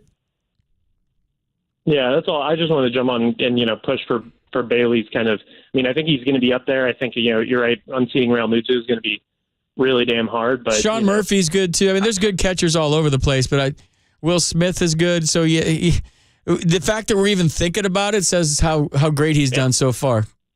Except for he didn't pick that throw from Luis Matos tonight. What was he thinking? I'm kidding. Kidding. Yeah, but just want to push that hype train because I think he's got to be in the conversation, even if Rookie of the Year might be not quite there with. Well, you never know. the other guys. There's a lot of baseball to be played. He could win all of it. We'll see. All right, Charlie. Thanks, man. Have a great 4th of July. Thanks for calling the show. Mm-hmm. Let's go to Tony in Santa Clara. Tony wants to talk about it's Patrick Bailey's show tonight, and it should be. What's going on, Tony?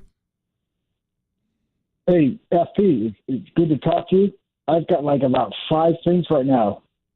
First off, Johnny LeMaster never got the credit he deserved.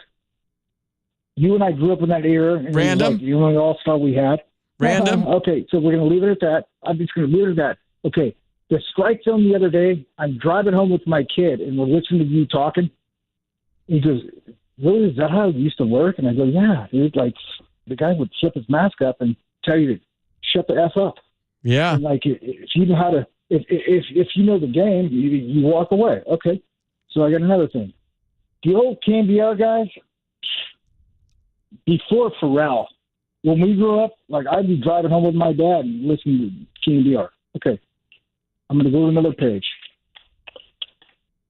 Every time that I've coached any team and like the last game's done, man, I want to ball.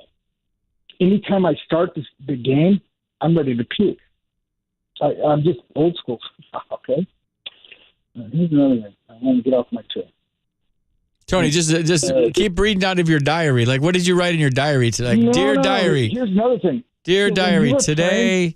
Here's another thing. When you were playing, ate a hot we dog. used to have drinking games for you. Really? Imagine that. I know in D.C. they had drinking games for when I was a broadcaster because I said the same crap over and over again. If I said it, you had to drink. When I was sitting with my buddies, I'm like, okay, so I got one other thing. All right. What page are we on? 4? Man, you don't want to hear this. For what page? What page are we on? We're taking notes. The catcher. Okay. We're on the catcher. Go back to Chapter 4. Why does that let me get on? The catcher. What catcher that throws people out like that and hits the ball like he does? I mean, man. Yeah, we had another catcher before that, but this guy can call a game, bro. Chapter 2. Come on, Barfing before games. That's a good book, Tony. I'd buy it. It's good that you take notes, dude. It's good that you're into it because sometimes, I barf for every game. I coach college football, bro. No, in every game, all the coaches would laugh at me like, he's in the bucket. Oh, shit, I'm just telling you the truth. Even with my kids' Little League games, he's puking. No, I don't know what the problem with that, but, man, we won a lot. I coached a team that won a state championship. So all right, Tony. Tony, you won a lot and you lost a lot of weight. Thanks for the call. Let's go to Mark in San Carlos. Mark, you're on KNBR. What's going on? Hey, FP, how you doing tonight? Wonderful. How you doing? It's been a fun night. We got a lot of great calls going on. What are you doing, Mark? How's your night going? I am doing well.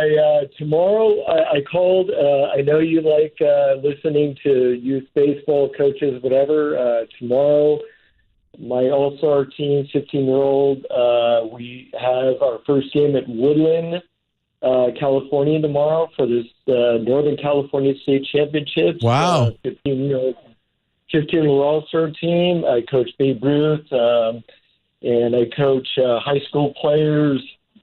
18U and 16U, so I listen to you all the time, so I just wanted to call in and kind of shout out my team going tomorrow. Hopefully everything goes well. We play at 4 o'clock tomorrow at a beautiful place.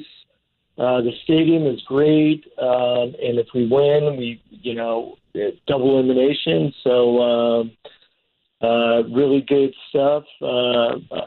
Mark, let me tighten it up for you real quick. You gather those little punks up tomorrow, right before the game, and this is what you tell them. You say, look, we busted our asses to get this far, and if you don't win today, you're all walking home.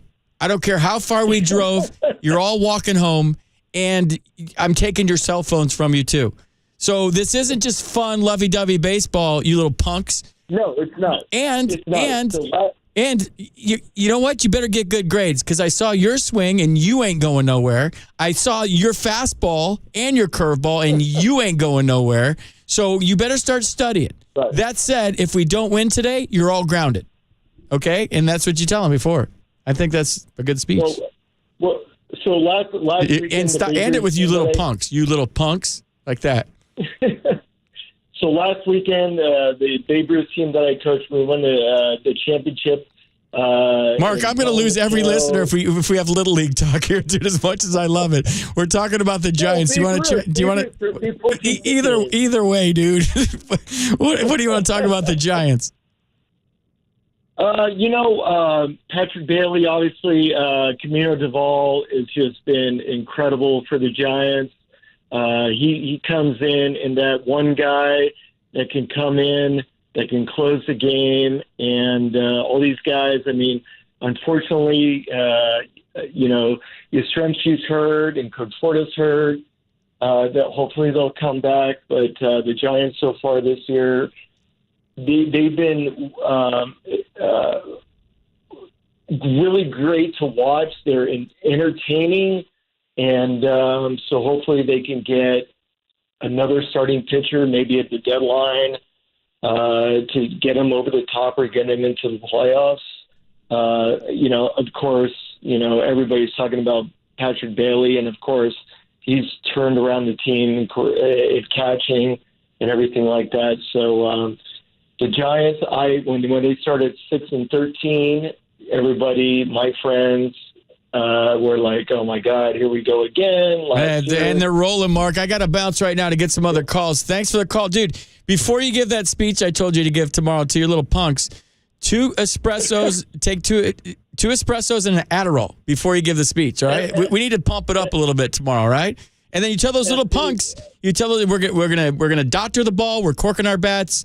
We're taking steroids, whatever it takes to win this game today. You tell them that, all right? Thanks, Mark. It's good. It's good advice. So, SP, we have our 4 o'clock game tomorrow. If we win, we play Sunday state championship to go to the Western Regionals, which we've had done in the past.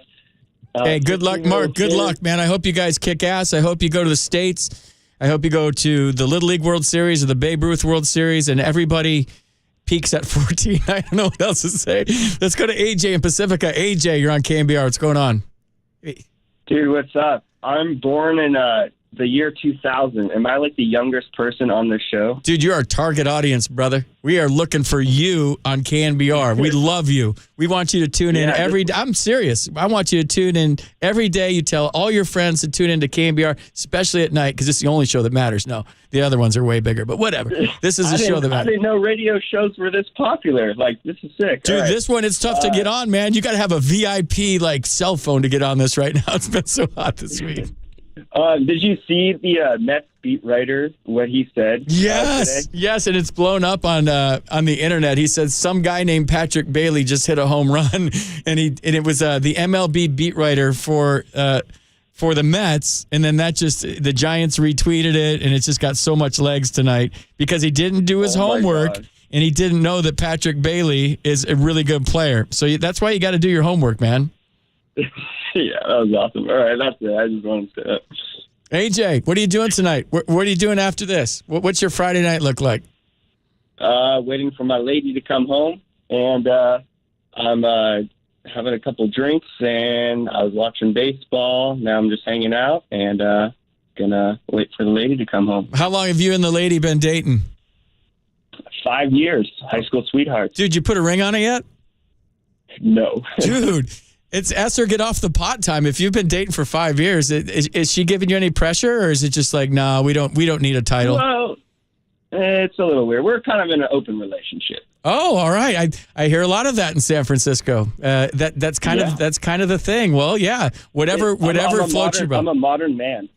You are a modern man. See, that's who we're targeting here at KNBR. We're targeting swingers and open relationships. That's what we're looking for. No, AJ, I have friends that do it, and whatever works for you, bro. That's good. Yeah. All right. Can you give your girlfriend my number? I really appreciate that. I'm just kidding. No, that's okay. It's not that open. It's open on your end, but not on her end. I see how that works. Oh, AJ, I love you. Keep calling the show. You got initials, and you seem like a good dude. I appreciate the call tonight. See ya. All right. That got weird. We take a quick commercial break. One more segment, but I'm going to take your call. So a quick commercial break, your calls to end the show. Next on the Sports Leader.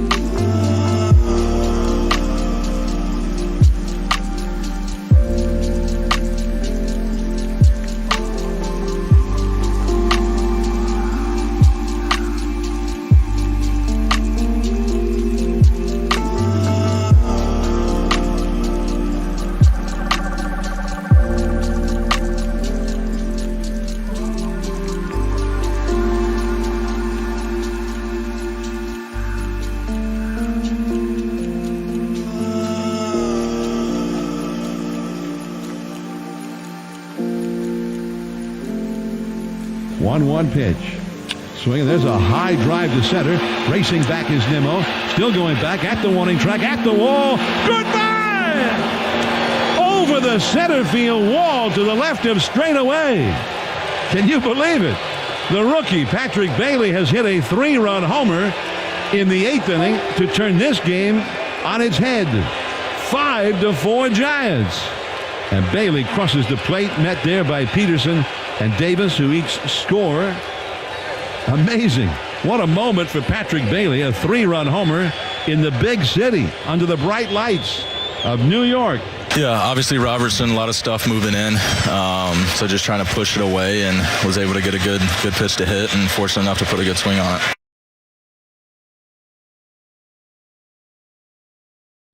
All right. In other news, Draymond Green signed a 4-year deal for $100 million. And let's get back to the phones. I mean, it's been all Giants all night tonight. You guys have been amazing. We got to go quick here, so speed round. We're up against the clock. We're almost done with the show. We got 4 calls left. I don't want to leave you guys hanging. Rosenbag, you're on. Make it quick. What do you got? Hey, what's up, FP? How you doing? Good, man. Hi, this is Mr. Rosenbach. Who is this? That's my wife. She's sitting right here next to me on my bed. We've been listening to you all night, so... Well, this show just got weirder. I love it. So you guys are just laying in bed listening to FP, huh? Oh, dude, hey, what else is there to do? Send some videos on the text line? No, I'm just joking. No, I'm sorry. I just crossed the line right there. No, I'm glad you guys called. Man, I don't even know how to start from that. So I'm glad that you are doing well. You got to make it quick, dude. I'm up against the clock. We got to go. I know. Patrick Bailey, I talked about it the other night. Patrick Bailey, awesome. I think Tyrell Estrada really started it last year with this new wave that's coming in to making Farhan kind of look good and everything else. And now all these younger players are going out here and crushing it, man. So Louis Matos, Patrick Bailey, friggin' Schmidt, and everything else, man. This young wave has just really put a juice into everything, and I really think that it does bring out a lot of people to the yard and everything else. And I don't know, but FP, I will always listen to you. Thanks, dude. Regardless of not. Do you guys have an open relationship? Dave, do we have an open relationship? What? That's the right answer. That is the right answer. No, hey, whatever. Whatever makes it work. Let's go to Dave in Antioch. Dave, you're on KNBR. Hey, FB, I'll keep it real quick. Your mom's cool, but I think killer no better radio. And then the other was the earlier callers, Glenn and the caller from Benicia at Buzzkill. We need to remember batters' resiliency. As in the AC/DC song, take it back in the ring to take another swing. The Giants are, showing up on the East Coast, blowing up the New York media and giving the old-time Giants fans something to open their eyes and, go Giants. Go Giants, Dave. Thanks for the call. Good stuff. Sorry I'm moving fast. Paul in Petaluma, you're on KNBR. What's up, Paul? Yeah, about Blake Sable running into that out. Yeah. At the end of the game in Toronto, Kruko says that they fed him, that pitcher Romano has a high leg kick. He's slow to the plate. He thinks he was sent. You were saying that everyone has a green light usually unless Felipe hits his belt. Yeah, I was speculating because I wasn't there. So maybe once the team gets back home and I see Gabe, I'll ask him and I'll get to the bottom of it, if that was a sign or if he was on the green light. Paul, thanks for the call, man. I appreciate it. That was last night. They won tonight. Let's go to Jay in Brentwood. Jay, you're on KNBR. Is this Jay or Gabe? Jay. Okay. Go ahead, Jay. You're going to end the show for us tonight. End on a high note. I just wanted to share my thoughts with you. End on a high note. Well, let's wrap it up. The rookies have been great. The expectations, they're blowing it through the roof. I remember listening to you at the beginning of the year. You were talking about, hey, let's not rush to judge this team. They weren't doing so well. It wasn't really exciting, quite frankly. Nobody wanted to watch. There was no one in the lineup to look forward to, and now we got Bailey, we got Schmidt, Matos, Camilo Doval, and it's just been great to watch. We're looking forward to it, and shout out to Farhan. These are all his guys starting to come through. We were bummed we didn't get Judge and Correa, but hey, all these guys are showing up, and we still got the $300 million bag to throw at someone. All right, Jay, that was good stuff, man. Yeah, give Farhan some credit, for goodness sakes. Everybody crushed them all off season, and now all these kids that he drafted are coming to fruition. They're at the big league level. The team's winning. They're doing a nice job. Tony, great job tonight. Kyle, great job tonight. Not easy with all the calls. It's a lot of work behind the glass. You guys did a great job. It was a fun night. A Friday night, the Giants win 5-4. Come from behind win. Patrick Bailey with a 3-run home run. He threw out Starling Marte, who had 21 stolen bases. Really good stuff and a fun show. Thanks to you guys, man. This week has blown my mind. It's been nonstop calls since the time I've been on the air till 10 o'clock, right at the top of the hour. Unbelievable stuff. I can't thank you guys enough. I look forward to this show every night to talk to you guys. And I have the best listeners, the best callers in all of sports talk radio. So thank you very much. Have a safe 4th of July, everybody. I'm off until Thursday. I'm going to Malibu with family and friends. Going to be on the beach, do the beach thing, driving down tomorrow. Drive to win, baby. I'm going to finish first to Malibu. I don't know who I'm racing, but everybody on I-5 South, look out, baby, because I put my helmet on and I'm driving to win. Have a great 4th, everybody. And like I say on the way out every single night, swing hard in case you hit it on the Sports Leader.